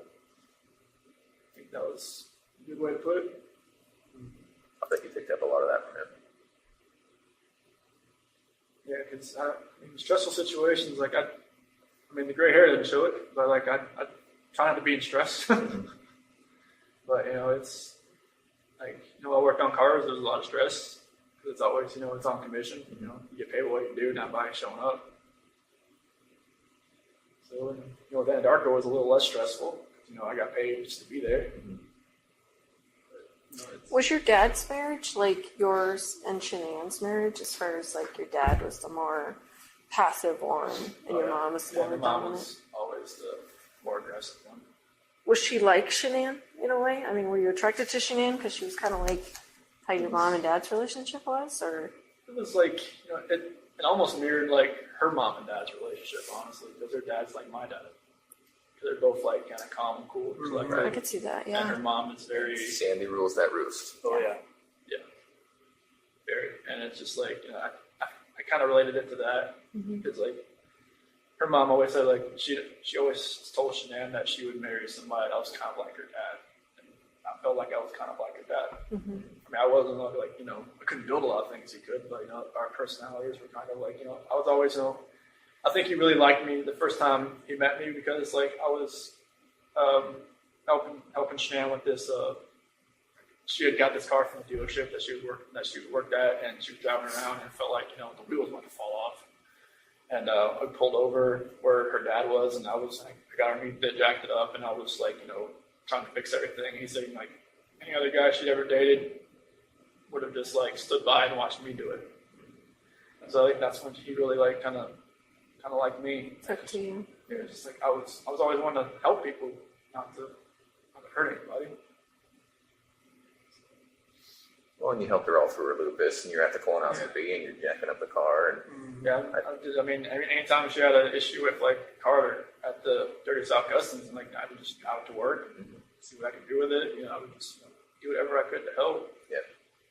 Well, and I think one of the reasons Frank and Sandy work so well is because Frank let Sandy be Sandy, Yeah, and they probably both saw in you that you let Shanann be Shanann. yeah. I just like I didn't try to change her. Right. Like I just let her be who she is. Yeah. She's like she's gung ho. She's she knows what she wants. She's gonna go get it. Yeah. And I didn't say, hey, you can't do that. And that's what her first husband did. Yeah. He controlled everything. He tried to be Sandy, and it didn't work. And she turned into almost like me. She was like, she just kind of like played back and just kind of like let him do what he was doing. And I think she learned after that she could just be herself. And with me, she could definitely be herself. Yeah. So that's how it worked. So, do you think your dad had any inkling? Because I'm trying to remember the timing. He showed up when you were still walking around.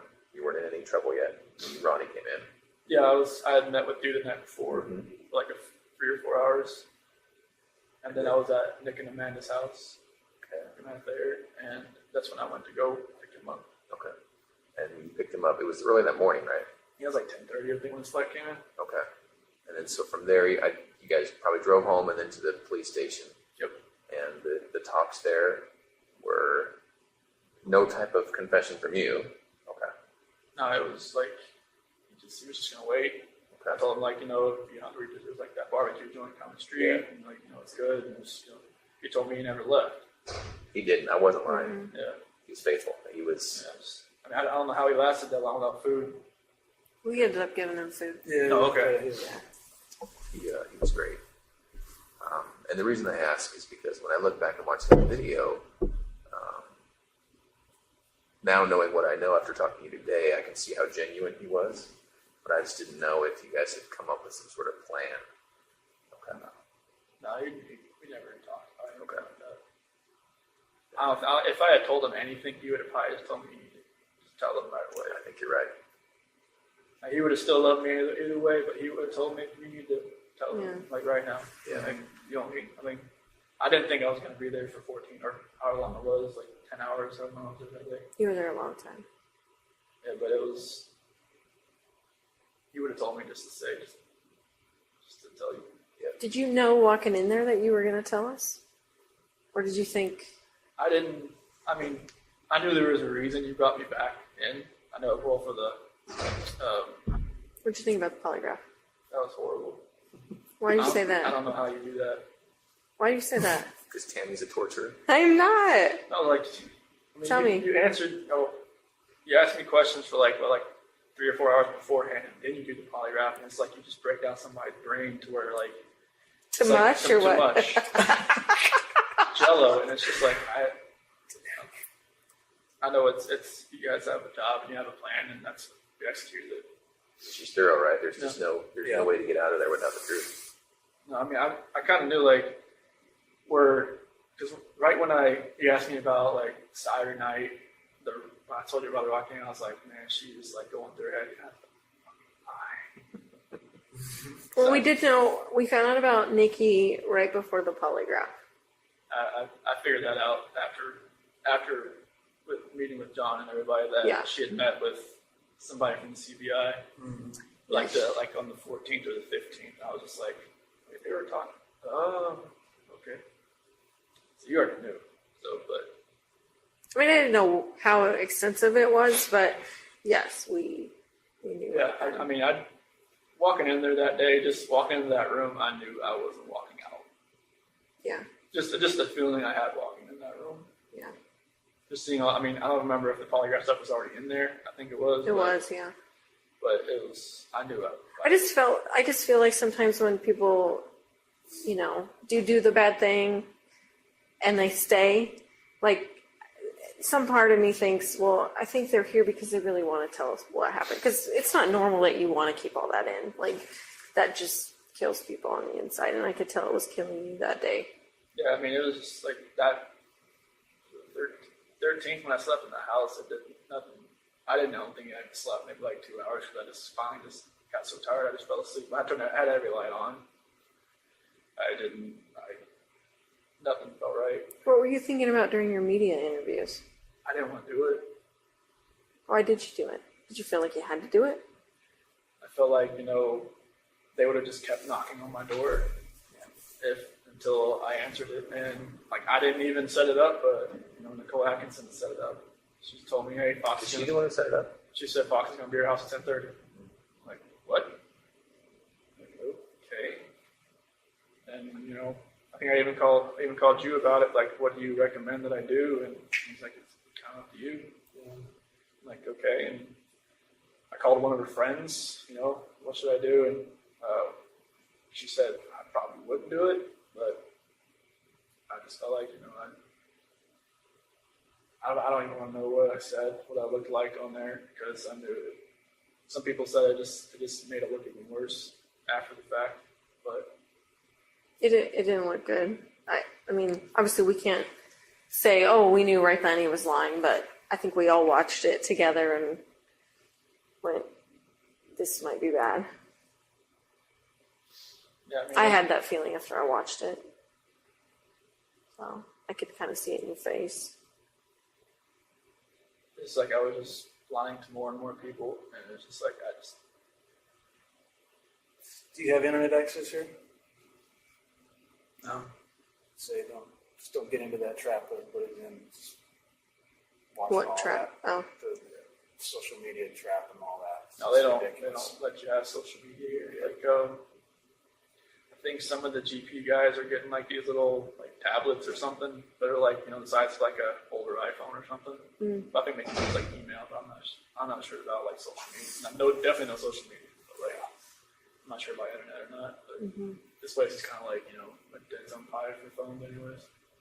I would think. I don't know. We're getting service, which is weird. Yeah. I didn't think we would. It's right here. Yeah, right in this room. Maybe this is kind of like a hub of computers. Yeah, that's This true. is the spot. Yeah, computer room. You would hope they'd have some. Did you talk to Nikki afterwards? After all this happened? On the 13th and the 14th. What was that conversation like? It was the 13th. It was kind of like, It was more text, and then maybe a phone call, like a phone call, and then she thought maybe Shanann like took off with the kids, like just because I was telling her I didn't know where they were and all that, and then the 14th, she kind of like, I think she kind of thought something may have happened because they hadn't come back. Why do you say that she might have thought that? Or, she kept asking me like some weird questions. Like she kept asking like questions that only I would know, but she was testing to see if like it was actually me on the phone. Like, What do you mean? Like she would ask like, like what's my dog's name, or like what do I like, what yoga studio do I go to, or something like that. And just like, like I just answer her like I'm, and then like another thing, I'm not sure if this is you. I'm just like, okay. Is this through text or is this through calls? Text. Oh, okay. So she wasn't hearing your voice. Okay. Yeah. Is it possible she thought you'd been arrested and we were on the phone? Either Shanann had my phone or somebody else had my phone, or like maybe maybe she thought it was. Well, hopefully Shanann would know all the answers to those questions, right? No. This is Nikki asking me. Yeah, but if she's asking you your name of your dog and what yoga studio and like, wouldn't Shanann know that? Maybe she thought maybe I was with Shanann. That she was just trying to find out who she was. Yeah, like some of the conversation like on the 14th got a little weird. I think that's when she met with CBI or something, or FBI. I'm not sure who she met with first. So she talked to you after she met with? No. Oh, she did. was like she had told me like, this is the last time you'll probably hear from me. I'm going to stay at my friend Jim's place while this is all going on. Should not be contact her until this is done. She told me to delete everything. And I didn't delete everything. I just okay. I'm not sure why I didn't delete everything, but probably helped you guys out a little bit. But She told you to delete everything? delete all conversations. Did she tell you why? She just said delete it. Which I don't think you can ever delete a text message. We're pretty good at getting deleted text messages. Did when your dad came in, one of the first things you guys talked about, he said, kind of quietly, I cheated on her, I cheated on Shanann or something. Your dad didn't know until that time? No, they had, when I was in North Carolina on August 6th, when I spent most of the day with my parents and my sister and everybody, they had, I had told them like something like, this, I don't think this is going to work. Like, with what happened with the nuts and everything, and they're not being able to see the kids, you're like, this is the first time they had talked to me, and pretty much. Oh, because you went 3 weeks or something, right? Yeah, because Shanann told me to call him while I was at the beach just to smooth everything out, because she was like, all right, whatever's going on in your head, you need to fix this. But she didn't want the kids to see him. She didn't want to see him.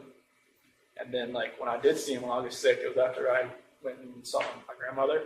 She's in a nursing home.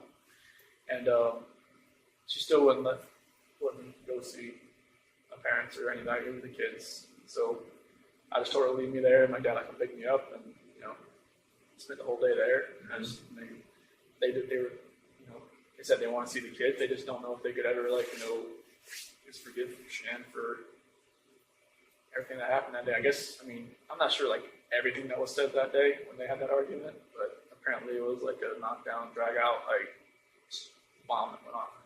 Pretty hurtful things. Yeah, I'm guessing so. And they just don't know if they could ever forgive her or not. And I just I never told them about cheating on her. They even asked me, is there somebody else? Oh, did they really? Yeah. So they could kind of sense maybe something's going on. Yeah, because Nikki was texting me the entire time I was over there. Oh. They could kind of see I was texting somebody, but it was maybe they kind of knew. Even when I was in San Diego talking to my friend Mark, I told him about Nikki, but I didn't tell him I was going to meet up with her. Okay. I told him that I was trying to I should have just told him right then. Maybe that would have helped me. I know maybe he had an instance where there was some girl coming after him, and she was engaged, and he ended up getting with her, and then they were together, and then she cheated on him. Is this before he was married or during? It was after. Okay. Like he could have, helped me, but I just, I never told him the whole thing. That, it was a lot further along than I wanted it to be. That's interesting to think about, right? His dad could have given him some good advice. Yeah, everybody. Oh, this is my friend Mark. Oh, I'm sorry. Okay. When I was in San Diego. Oh, I gotcha. So you think you told Mark about that, hoping that he maybe question you about it, or? Well, I was, because Mark, my best friend. I grew up with him since I was like 8, 9 years old. Yeah. So like, he had been married before, and it didn't work out. I guess they were stationed together or something, like over in Korea.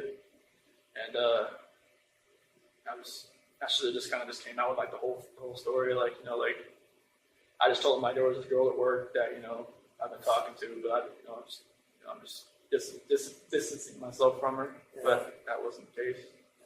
I was just letting it exponentially get worse. Right. If I had told him like, hey, Yeah. he would have been like, whoa, man, like, all right, take a step back and look. Yeah. Right. And like, don't like fall into that trap, being you're going to be alone for 5 weeks. And there's times I wish, like maybe Shanann didn't have to go away for 5 weeks. Maybe we all just went for 1 week. Yeah. Nothing would have ever happened. Yeah. 5 weeks alone, that's the only reason really that was almost even allowed to happen. There are quite a few people who would tell us, and who do tell us, you need to look into Nikki more, Nikki Kissinger. All the way from the extreme end of things being, Nikki's the one who ordered the hit. She was there, hiding in the basement. She was there. Yeah. So the extreme is, she's the one who told Chris to do it. She's the real problem. All the way, that's the extreme side, and then all the way to, well, there were these texts where she was infatuated, she was in love, she was saying how good Chris was in the sack, and maybe we should look at her more. What would you say to those people? She had her moments where I had to talk her like off a ledge kind of deal. What does that mean? Like, I guess after the fact, there was like videos of her that she was like recording herself because she was like bipolar or something. I never do that. But it's like, and she would get worked up about nothing. She would just like, she came to my house once because I think it was like July 4th. I didn't have to work that day. So I didn't like get up at 4 o'clock and go home. Mm-hmm. And Shanann called me like 10 times in a row. And I didn't hear it because I was sleeping. And I was just like, and she was pissed. Shanann was pissed. And like I called her outside, like, where are you at? Like, what? Like, I was like, I didn't have to work today. It's like, he called me at 5:30. It's like, the kids want to talk to you at 7:30. I'm like I was sleeping. She's like, she just like, screw you, like I don't know where you're at. And I went back inside. So I'm like, I gotta go. And she was just like, okay, are you coming back? I'm like, probably not. So wait a minute, you kind of lost me there. Were you at Nikki's place when Shanann called you? Yeah. Okay, and so you were sleeping in her bed. Yeah, because I wasn't going to work that day because I didn't have to that day. Okay. The first holiday I ever had off, and Shanann was pissed, and it kind of pissed Nikki off too that I left. But I think that's when I called Nikki later, and she was like, she kind of realized that she'd always be like the second. She said second fiddle. Sure. And because that's how I probably would come back that day. Just I don't want to be anywhere else when Shanann calls. She was already pissed. So it was stuff like that where she would she would go. She said she would go on websites and look at will a relationship work with somebody? Like, will a mistress work? Will a mistress turn into a relationship? That's what Nikki was looking at? Yeah. She would tell you that, or you she heard told that? Me that. Okay. Yeah, she said that she would go on websites and look at stuff like that. I was like, why do you even look at stuff like that? She's like, I just want to see what other people have experienced. But so that confuses me though, because I thought earlier you were saying she thought you were heading toward a divorce. So why was she looking at herself as a mistress? This was later on. Oh. In August, Okay. the first week of August, when I told her, I had that talk with her about separation. Uh-huh. That's when she started looking at apartments and stuff. But during our July relationship type thing there. Oh, I see. That's when she was looking up it will actually work. Okay. She told her friend Brittany about it, I guess, and Brittany told her not to do it, but she said she'd already made her decision. Okay. And so, are those people absolutely wrong about Nikki? She wasn't asking you to get rid of your family. No. Are you sure? Okay. And no part of any of this was because she put it in your head or asked you to, or No, she never. I mean, this whole relationship contributed to it. Sure. But she didn't want me to. I mean, was it ever like, I wish you didn't have kids, I want to have, kids of my own with you, like, She never knew if she wanted to have kids, but she said that, at one point she said, I'd like to give you a son. did she know that Shanann was pregnant with a boy? No. Did she know Shanann was pregnant? No. And why is that? You just didn't tell her? I didn't know. Because we had met. But Shanann put that on Facebook. Like, how did she not see I that? don't know. Maybe she didn't. She just was waiting for me to tell her, or she put it out of her head. can I ask you a question? A lot of people think you named Nico after Nikki. So what was that? Nico was actually a name that Shanann liked. Okay. Shanann thought of that one? Yeah, I wanted to spell it like N-E-K-O. I thought it was like Nico that way. Mm-hmm. But she said N-I-C-O. And I thought it was like Nico or something. Okay. I guess Nico is more of like an Italian name. Italian, yeah. So, and like she did leave for, my middle name and my dad's and all that. But like Nico is like, that's a name that she always liked. Okay. Did she name all the kids? Did she name Bella and Celeste? Yeah, Bella, because Italian means beautiful. Marie, mom's middle name. Celeste is her grandmother's name. Catherine's Shannon's middle name. Did you have any input in their names? I liked them. I was like, if we had a third child, I was gonna, maybe we could have like Lee in the middle name, but I knew like the girls' names. It was, I love those names, so I was like, that's cool. Mm-hmm. Especially like with the, you have little nicknames for them, like Belle and Belladine and Cece, obviously. So it's good, but yeah, Nico was. Okay. Can we go back to the house on the 13th? So, at one point, right when you got back there, and Coonrod was there, Officer Coonrod, and Nicole was there, and then you went in the house in there for about a minute or so before you let everybody in. Remember what you were doing in there at that time? So I went into the garage, Right. and then I ran around and I opened the front door. Yeah. Opened the front door did everybody come in through the garage or the front door? Everybody came through the front door. Yeah, so I came in, I went in through there, I came in and opened the front door, and I ran upstairs. I just was like, I was looking around. Okay. That's after everybody? Did you go around the house at all before you opened the front door? No, I didn't run around the house. I stayed down on the bottom, on the bottom floor, and then went and opened the door. Yeah, okay. Just curious. And I ran upstairs and everybody else, and that's when Nicole's son was on the phone, and I was acting like it was walking through the house. Yeah. Shanann had her bra on.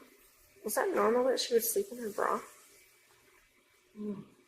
Every once in a while. I mean, she just got home from the plane, so she didn't even take off her makeup or anything. Maybe she was just that tired. But normally, no. Did it not come off when you guys had sex? I don't think so. Sometimes she just, keeps her shirt on and she doesn't want me to do anything. It's like, she wants what she wants. She knew what she wanted. That's what she wanted. Was it just missionary sex? Yep. And her final resting place, was that just naturally what she was wearing? You didn't change her or anything like that? Okay.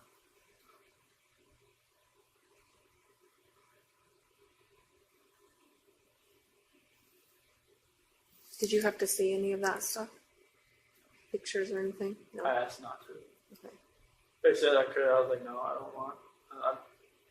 I've prayed for those hazmat workers that I'm sure it was hazmat, right? That had the.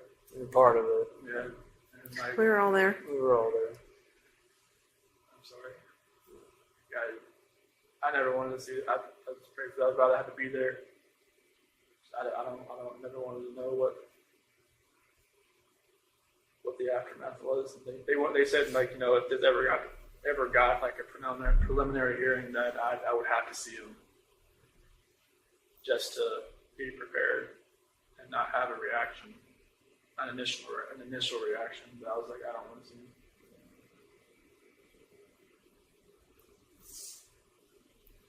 Do you feel like your lawyers were fair to you? Yeah, they were my only human contact, really. Yeah. So they're kind of like, almost like a guidance counselor, almost. Yeah. Did you feel like you were driving the bus though, with your decisions you made? Yeah, or no? I was like, there was a lot of things I didn't really know what was going on behind the scenes. Like Sure. maybe there was a lot of things they never told me. Like, like stuff that came out like afterwards, like the whole Nikki Kessinger article in the Denver Post and all that kind of stuff. They told me like afterwards and everything, but I always felt like anything I was telling them, they were going to do. Like the whole taking the plea deal and everything, I told them that's what I wanted to do, and they asked me like, seems like 100 times, are you sure you want to do this? Are you sure? Like once you sign this, like I guess like up until sentencing, I had the time to back out, but like they always, even before we walked in the courtroom, they're like, are you sure? I was like, yeah, this is it. Like, okay. They never told me this is what you have to do. Mm-hmm. They always just said, this is your decision, like, if you want to take this farther, and John said he was right, he had all kinds of motions written, all kinds of stuff that were like really creative, and because he'd never been in something like this before, and he was ready to fight, and I was just like, I didn't want you to have to do that. Not for me, not for something that the story isn't true. Because it would just only gotten worse. Right. For everybody. For all three of you, for everybody that was involved in it. Are you still glad you did? Yeah, I never thought I'd be in prison the rest of my life, but like I don't want people to have to keep going through this every day of their lives, knowing that there's a trial hanging over their head, or if it ever got that far, I don't know yet. But like, I didn't want people to have to relive it every day. Did they have to ever see the pictures? Say that Did again. they have to ever see the pictures? Frank and Sandy and all that? No, they never saw it. They saw some things. They didn't see anything that. Okay. Yeah, we shielded that from them. That's one thing. I just didn't want them to have to see anything or hear anybody talk about anything, any part of it.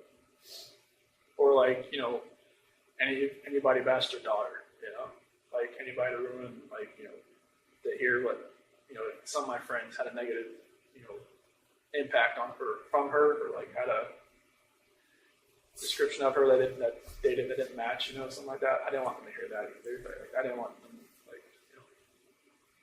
anybody have to trash her memory. Like I wanted them to know she's she's loving life, she's beautiful, she always helped everybody else, all her friends, her Lucas friends, everybody. I didn't want anybody to take away from what she did. We tried to get you to say that night. I know. But do you remember that? I remember. I was just like, I know you obviously weren't ready to say that then. I know. It's like, like after my dad left, we both came in like, all right, we got most of the story. Let's get to the true story. I'm just like, I just wanted to bang my head against the table. But in the end, I think you did the right thing. And even though it's hard to hear, there's a lot of people who thank you for what you did. I think your whole life has been thinking of others, except for one brief moment. I think you really did think of others when you made that choice. So I personally thank you, right? Because it would have been hard for the three of us to go through about this hard, and for everyone else about that hard, right? It is. Anybody that was family or friends, Right. And it's exponentially harder for everybody. Yeah. I think you did the right thing. So you haven't told your parents what happened? You just told them I'm pleading guilty for a reason?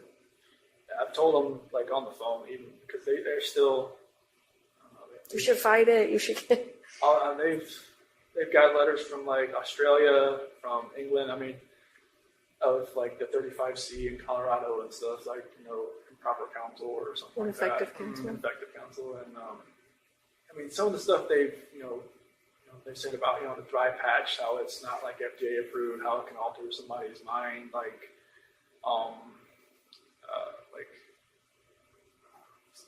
There was some kind of condition, but there was something else they call like CPSD, complex post-traumatic stress disorder, or something like that. Have been like some people from England have had it. It's like they've been in an emotionally abusive relationship and stuff like that. I mean, it's like, you know, some of the little subjects they put in there, like, yeah, I can relate to it, but like it doesn't make up for the fact what happened. But like they've got a lot of support. They've got a lot of hate mail, a lot of phone calls, a lot of like, you know, stuff like that. I wish they never happened. But they, you know, they get some support, which is good. But on the phone, they still think, you know, there's a chance that I could get out. Yeah. I mean, you don't want to ever think your kid's going away forever.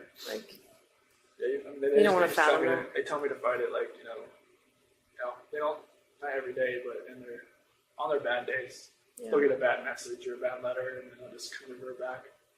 Is that more your mom or your dad? My mom, she loses it a lot. Yeah. On the phone, my dad's usually trying to, you know, like, hey, don't talk about this stuff on the phone with him. Because it's just going to rile you up, and it's going to make him go back to his cell, and he's going to just kind of think about that all night. Right. And that happens a lot. Yeah. Would you ever want them to know what you're telling us today? I'd rather just tell them myself. Yeah. So they're coming. I think they're going to try to make a visit in like May or so. So they don't. Do they still think that Shanann killed the girls? They still believe that, even though I told them I pled guilty for a reason, but they think that I was, their words, like railroaded by the legal team. Yeah. Because they, you know, they felt like they pressured me to do it. Yeah. Do you feel like that? No. They asked me plenty of times. This is like, you know, they wanted to fight. Like if I said fight, they would have just, you know, Yeah. On their gloves. Yep. Just went in there and did it. You know? And it's like, no, I can't have you do that. So Chris, you care about others deeply. I can tell. You worry about others. And I've asked you, you know, a bunch of times today, but you're not just telling us that you did it because you feel bad for Shanann's memory. You did it. Okay. I have to say, like, you know, after this was all over, you know, people would bring up, like, oh my gosh, I bet you're going to find out that Chris, you know, used to torture animals and, you know, all this stuff. You can imagine, like, you know, hearing that someone's capable of that, what have they done in their past, those kinds of things. Can you think back to your past at all, like your childhood, and think about any other moments that maybe you felt this same rage? I mean, obviously you didn't do anything like that, but maybe felt that rage, and like what would have triggered that, or anything like that? Not really. I mean, I was always like somebody that tried to coax people down, not to, like, if somebody wanted to fight somebody else. I got in a fight like when I was in third grade, but it was like, you know, we rip each other's shirt and went away crying. Mm-hmm. You know, it was like stupid. Mm-hmm. I was like, why did I do that? And like maybe that was like my only like bad thing I did in school. So I can't think of Did you feel it on the inside, whether you didn't act it out? Like, did you feel like if someone bullied you at school, or if someone whatever, like, would it still be inside you? Like, did you feel like that even though you didn't actually act on it? Probably. It's because I was always, you know, I never really talked to many people. So I mean, people knew who I was, but they didn't really, I never really spoke to many people. That's why I never really had a girlfriend in high school. I mean, I was always kind of like just under the radar. Did you feel like you had low self-esteem? I won't say low self-esteem. It was just like I didn't want to be part of like a group or a clique. I just like, you know, I had a couple friends, and I sat at a lunch table with them, or sat out, they call it like the fish pond area, and you know, just chilled out there. I didn't really want a whole lot of friends. Just kind of like just close knit, and I just wasn't out there. I mean, like I said, people knew who I was, but it wasn't a matter of like I was popular or anything. Mm-hmm. Can you attribute that to anything in your childhood? Why you were like my that? sister was always the popular one. Uh-huh. She was more like my mom, like more like outgoing, and like me and my grandma would always sit outside in middle school waiting for her to come out and pick her up, and she'd always be the last one out. She'd talk to everybody and all. And my grandma would always like, "Where is she at? Does she know we're waiting?" But you know, I was just the opposite of her. Mm-hmm. And I was like, sometimes you have kids that are like the same, and some of you have opposite. Me and my sister could be opposite. Maybe I just drew on that I didn't want to be the popular one. I wanted to be just just a regular guy. Mm-hmm. So there was not really like bullying or not like I remember. Nobody ever really came up to me or wanted to fight me or. Never got made fun of. Never. Nah, I mean, I had braces and I had like a bowl cut for a while. I guess it could have made big fun. I think most kids did. The 80s and 90s were cruel. Yeah, it's like the Jim Carrey cut with bowl on your head. Just come around, but yeah, it was. I don't think there was anything that would be pent up inside me From childhood. childhood. I know you talked about your dad having an addiction when I was talking to you. That was after I left. Left home. Was it cocaine or something, or It was some type of powder. I'm not sure. I guess Okay. it's cocaine. I guess how do you think that affected you? I don't think it affected me well, it did affect me, but it didn't take deep down. It didn't really hurt as much as I thought it would. It was kind of weird because when my mom and my sister told me, when they talked to him about it, it didn't seem to register. Like I said, he would just change subject, and when I talked about it, he immediately changed subject.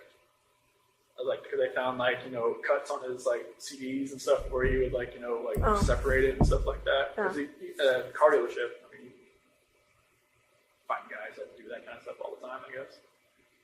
But he was just coping with I never came back home, and just before I met Shanann, and it was just. Did you feel guilty that he's now using drugs because you never came back home, like he lost his kid? I never really knew why he was doing it. After the fact, I knew it was because he was coping with that, but I never knew why he really actually turned to drugs. My mom thought he was having an affair because all this money was going somewhere else just for the drugs. But I'm not myself. I never used drugs, so I always try to tell him hey, what's going on? Why do you need to use this? And just you could be using this for a whole lot better things. Just don't throw your life away. I mean, because you could see in his face, it's eyes or everything was getting the drugs through your face, and your skin was getting all loose, and he was losing a lot of weight. Mm-hmm. His nose was bleeding all the time, and all kinds of stuff like that. And I was just hey, you smoked every day of your life since you were 15 or 16. I can't get you to stop that, but I get you to stop this. Right. And he put it away, I guess, pretty quick after I talked to him about it. Do you think you were closer to your dad than your mom? Mm-hmm. Yeah. Yeah, we always went to races together, and he always came to my sports, played a couple school sports, right ball, all that kind of stuff. Yeah. Mom would come too sometimes, but my dad was always there. Yeah. Even if I wasn't playing, he'd just come there just in case I can't win in there. Aww. So that's cool. Yeah. Well, I wondered if they hadn't visited because they weren't ready to visit, or if it was a money thing, or Is it getting here the or- time off. No, no. Yeah, you Is it here? Yeah, visit here. Well, I just told him we can't drive in the snow, so it's kind of I don't want. It's These just- roads are bad.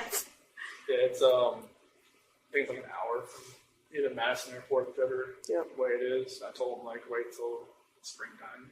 Pretty biased. Yeah, It's pretty brutal. it was yesterday. Do they have money to get here? They sold my toolbox to get some money to come out here. Okay. So yeah, so they'll come out here they said April, but I was just maybe push it till June. They said they can have a blizzard out here in April sometimes too. The late spring blizzard, yeah. So lake effect stuff is crazy. Yeah. And how are you doing mentally? I mean, the first time I didn't know I was coming here. Obviously, I mean, when I was at DRDC, They swooped you up, didn't they? I was there a week. First day I got there, they put me through the ringer. I had 11 tests to do, like mental tests, reading, math, all kinds of stuff. That's to see where my IQ was, and then I just sat there the rest of the week. And then Sunday came along, and after dinner, they said, "All right, strip down and put this on." I'm okay. And then walked outside and put me in the van. And just good. I had no idea what was going on. And they stopped in Sterling, which really freaked me out. So I was just I don't want to do this, because I heard so many horror stories about that place. And they just stopped to use the bathroom, and then we kept going. In the prison? Do they use the bathroom at the prison? Yeah, it was like at the watchtower outside. Oh. And we went to Nebraska, sheriff's office there, and then another sheriff's office in Iowa. Use the bathroom, eat breakfast, then got here. I asked him, I only talked to him once. I'm like, can you tell me, like, where we're going? Like, just a destination state? He was like, I don't know.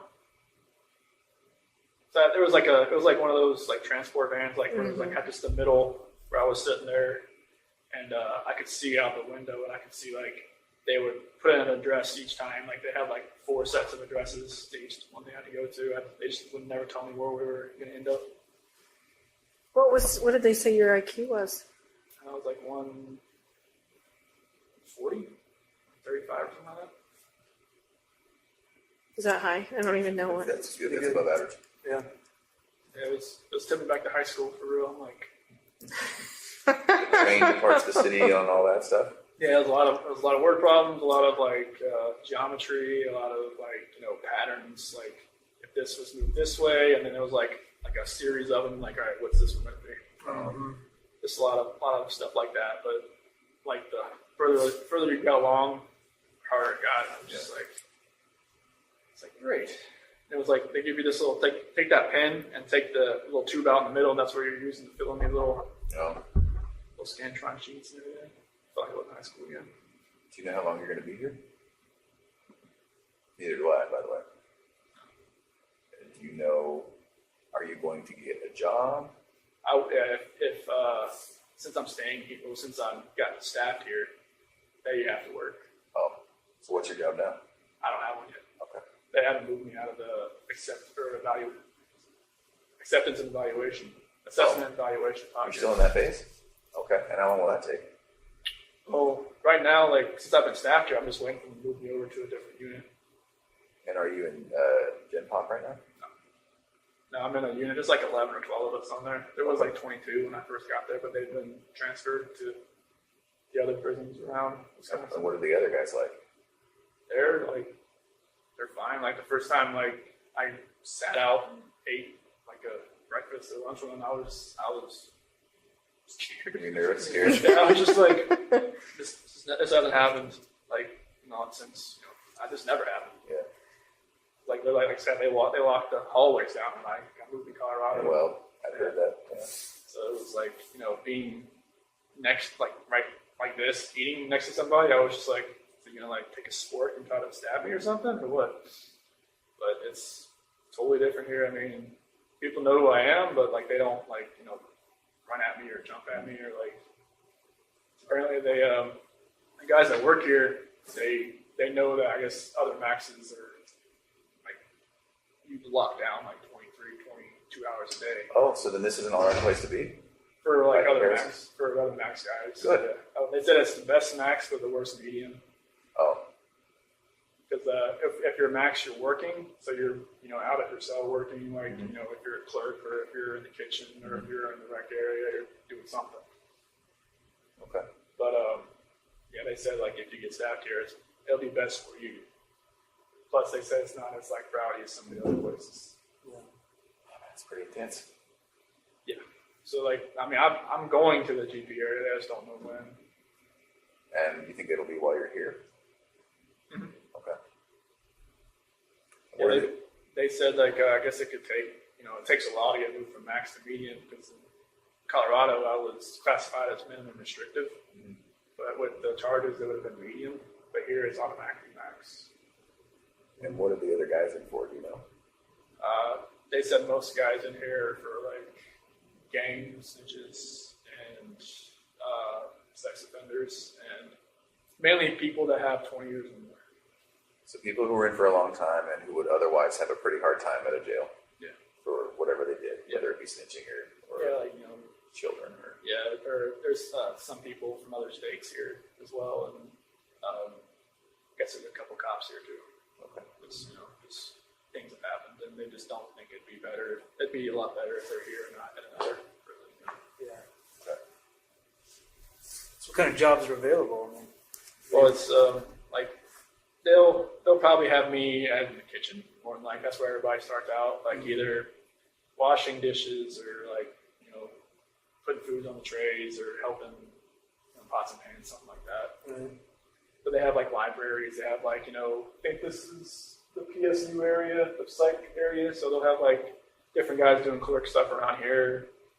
I mean, they have over like 300 GP guys here that are like live here. So they have a job for every one of them. Wow. There's even a guy that shovels the sidewalks. I think we saw him. Yeah, we saw him. Yeah. Yeah, I don't know if I want to be that guy. Not here. Do you go to therapy? Do you see a psychologist? There's actually the one her name's like Javier or something like that. She seemed like once a month. And she's actually from Aurora. Really? Yeah, it was weird. I walked in, I saw a Bronco flag. I'm like, okay, who are you? But yeah, it's. So does she give you therapy, or No, she just like talks to me just to see if I need anything, or if like if I need psych meds, or if I need anything like that, which I've declined all that stuff. But most people in my unit have meds. just to have them, or do you think they need them? Well, it's like a special management unit. Like they just put me on there to keep me away from GP. And like most people either like just have like some type of medication they're on. But you don't take anything. No, they just keep me in there until the security advisor says he can get moved to GP down the hall. What kind of stuff, like food and stuff, do you miss the most from the outside? Food. Yeah. Well, I know from my last time in North Carolina, Bojangles, that was really good. I don't know if you guys ever go to North Carolina or no? Is that barbecue? It's chicken and biscuits. Mm. And that barbecue place down the street from the PD. Mm-hmm. Forget what. Smokehouse, Yeah. Georgia Boys. Yeah, that Yeah. one. Yeah, the burn ends. I miss that. And just I miss Shannann's cooking. That's for sure. Like her spaghetti sauce and her fried pizza. Yeah. Fried pizza? I don't think I've heard of that. What is I've that? never heard of that. So her mom has, or I think it was her mom, her grandmother on her mom's side had this this dough, homemade dough you can make, and just make up the dough, and she would make it up with Bella and stuff sometimes, like a little smaller one, but she would make the really big one, and then she would put it in the oven, the bottom oven, and let it sit there for a couple hours, not put it on or anything, just let it rise, and then once it's done, take it out, form it, throw the spaghetti sauce she has, and spread it around, and throw the mozzarella and pepperoni and put it on the oven 350. And But what part of it is fried though? well, they have some parts that you put on the grill. You can put on the Okay. stove too. Okay. It's really good. I mean, it's really thick. Yeah. So you got Apparently we need this. Yeah. Sandy. I will work on that. Yes. Write a note. yeah. Are you able to stay out of trouble here? Yeah. Nobody's getting any fights. You're not getting written up for anything. You're not getting. I try to keep a little profile here. So I don't want to. Because they say if you get like 2 contact reports, they'll ship you out if you work here. To another location? Yeah. Oh, so then does that incentivize people keeping their nose down? Yeah. Okay. Yeah, because I guess a couple guys got busted for having a cell phone. Oh. How they got it in? No kidding. Yeah. Like that stuff just baffles my mind how that stuff gets to. I mean, they won't even let, like, if somebody sends me a letter and it has, like, someone sent me a Christmas card with glitter on it. They'll let me have it because it's glitter. Because, it's contraband. So, I don't know how people get cell phones and stuff on here. So what do you do with all these letters that are coming into you? Most of them, I just have, this, if somebody writes me once, I'll never write them. Just because I don't know, who they are, where they're from. I'll keep it. If it's like a weird letter, I'll shred it up, throw it away. If it's like a supportive letter, I'll keep it around, just a supportive letter. And then I've had some people write me a second and third time, but they've changed the way they talk, or they've said different things. There's this dude in California that wrote me. He's a senior in high school, and wrote me. He's like, okay, dude. I look up the name, okay, shred it up, threw it away.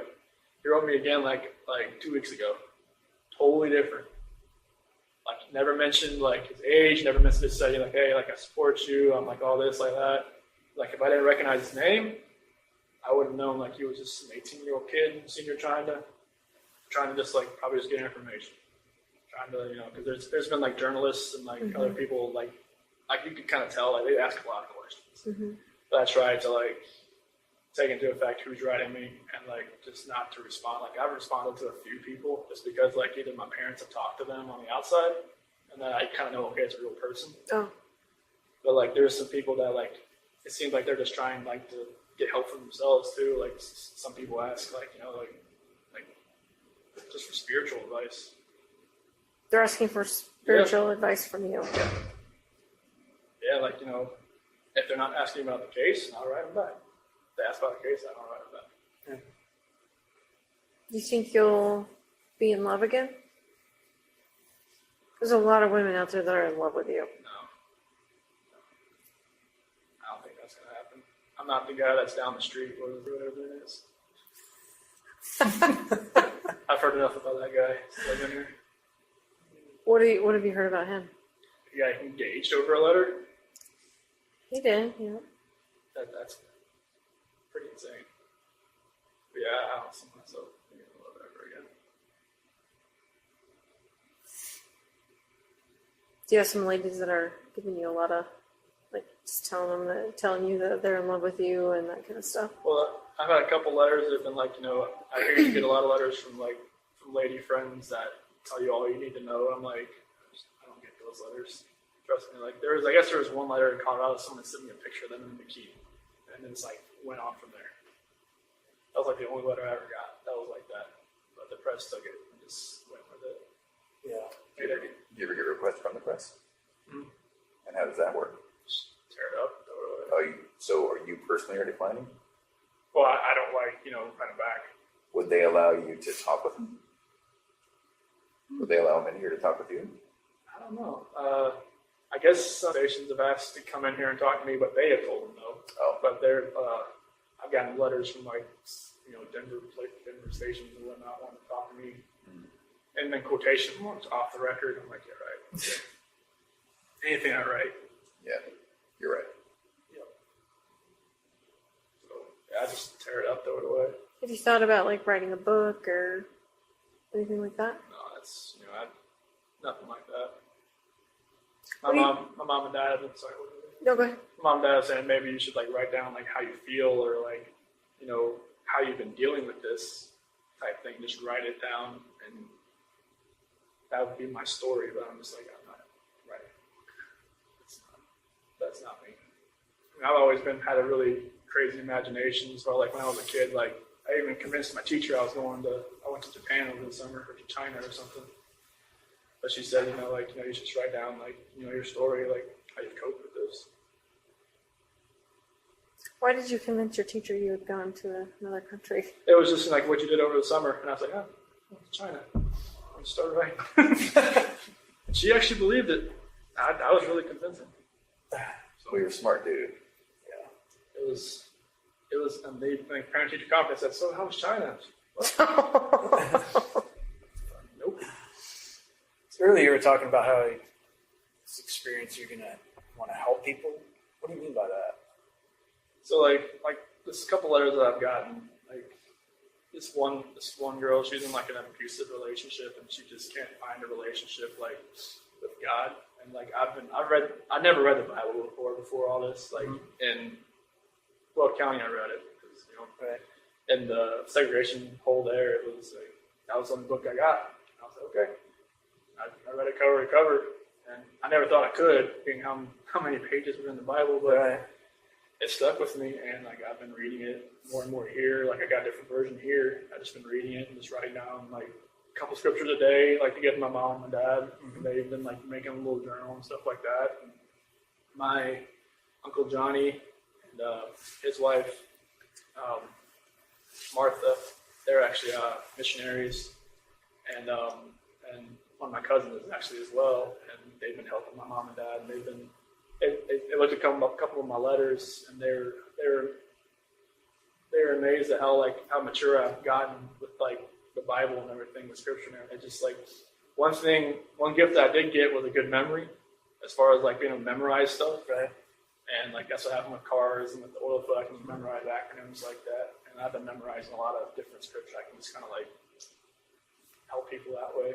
And just like there's been inmates that have left my unit and went to a different place and have written me just to ask, like, can you give me a couple of scriptures to help me through this? Like, do you know of any? And I can help somebody that way.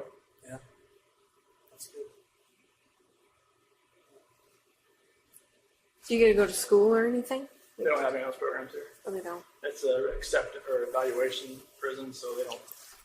I think this is when they have the sex offender class in here. That's the only thing they really have. You can go to that? No. No, I always ask, like, why do people go in there? And they're like, you don't want to go in that class. Like, You stay away from that okay. class. I'm like, okay. Yeah, that's the only thing they have here. But they have other, like, that's like the map of the prisons they have here. Yeah, I was looking at that earlier. Oh, wow. They have a lot here. Yeah. Like 3 right in this area. Yep, they're right around here. I was just amazed that one thing I did see out the window when there was like a neighborhood that's right next to the prison. Yeah. So it's like, is I that thought the same thing. Yeah. weird? Because like in Colorado, it seems like they're all like out in the middle of nowhere. Yeah, Right. Sterling's in the middle of it. Yeah, Okay. Easy. Well, we might take a little break right now. I think it's almost time for you to eat lunch. Yeah. Like 20 Yeah, minutes. felt like the polygraph. Everything just like.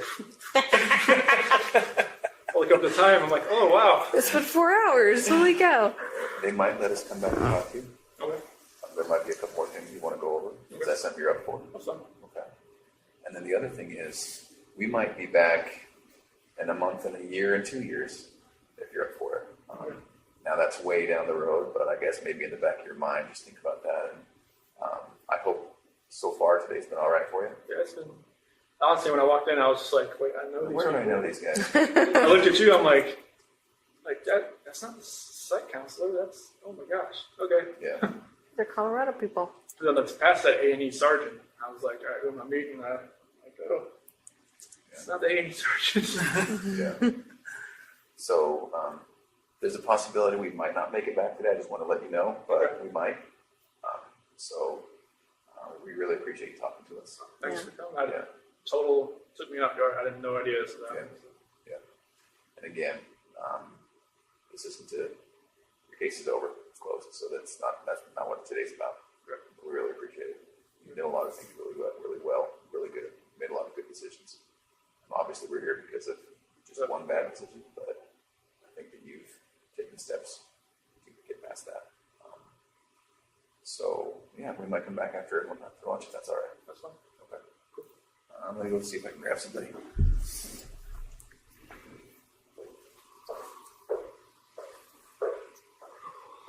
What are you guys planning to? Yeah. I think I had the better drive. I think you probably did too. Mine was like 50 minutes. Theirs was like 2 hours. Yeah, It was snowing. It's pretty snow. nasty Lake out there. effect. Yeah, and the wind's blowing. Not like wind like Colorado then? It was a hell of a lot colder. Yeah. Well, and yeah, the roads aren't getting cleared like they would get cleared in Colorado. I think they just have so much. Yeah, you it know, just that, comes in and just dumps. yeah.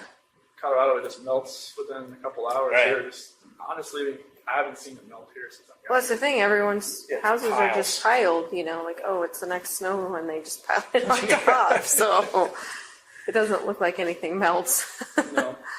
Which is the problem. So. Yeah. Okay.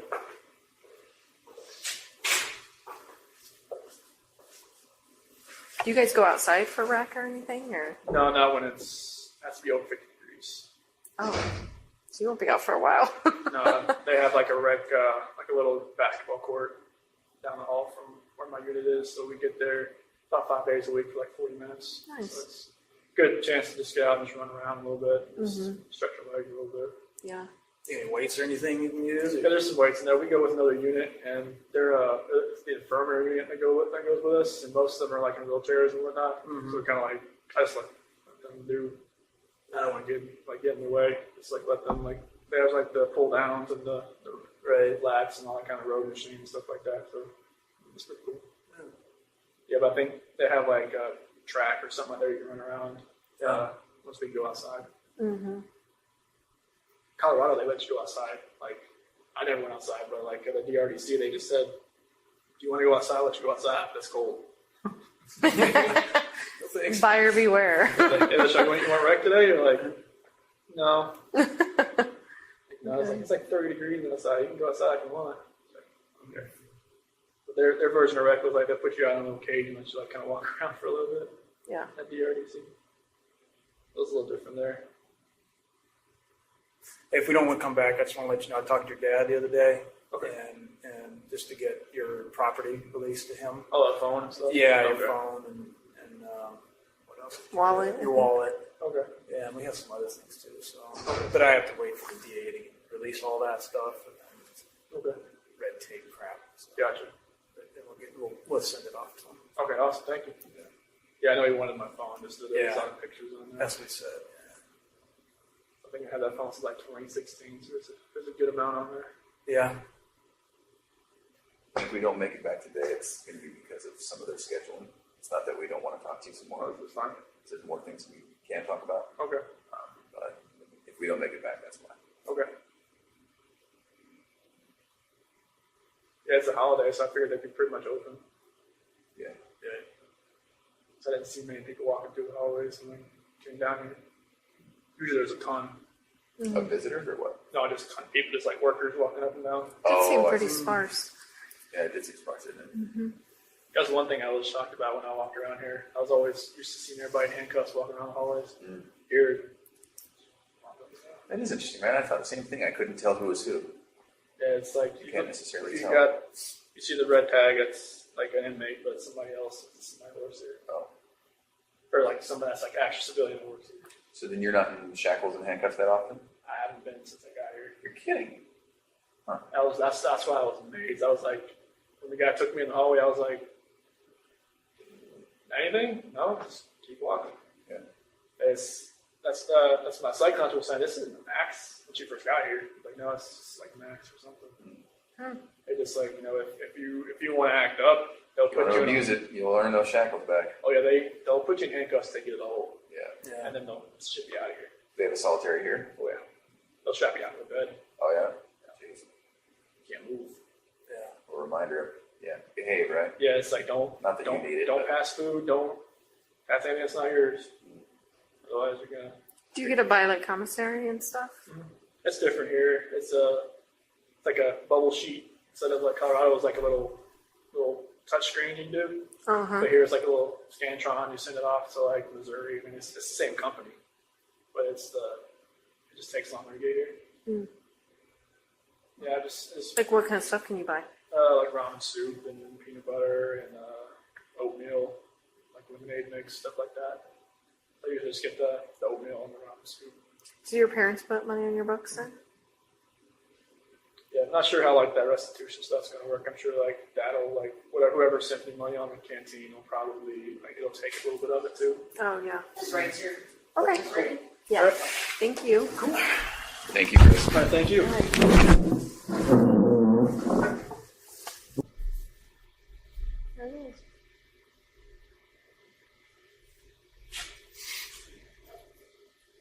We came back. How's it going? How was Thanks, lunch? It was macaroni and cheese and a bun and some milk. So it was good. Oh, that's not They served milk bad. with everything.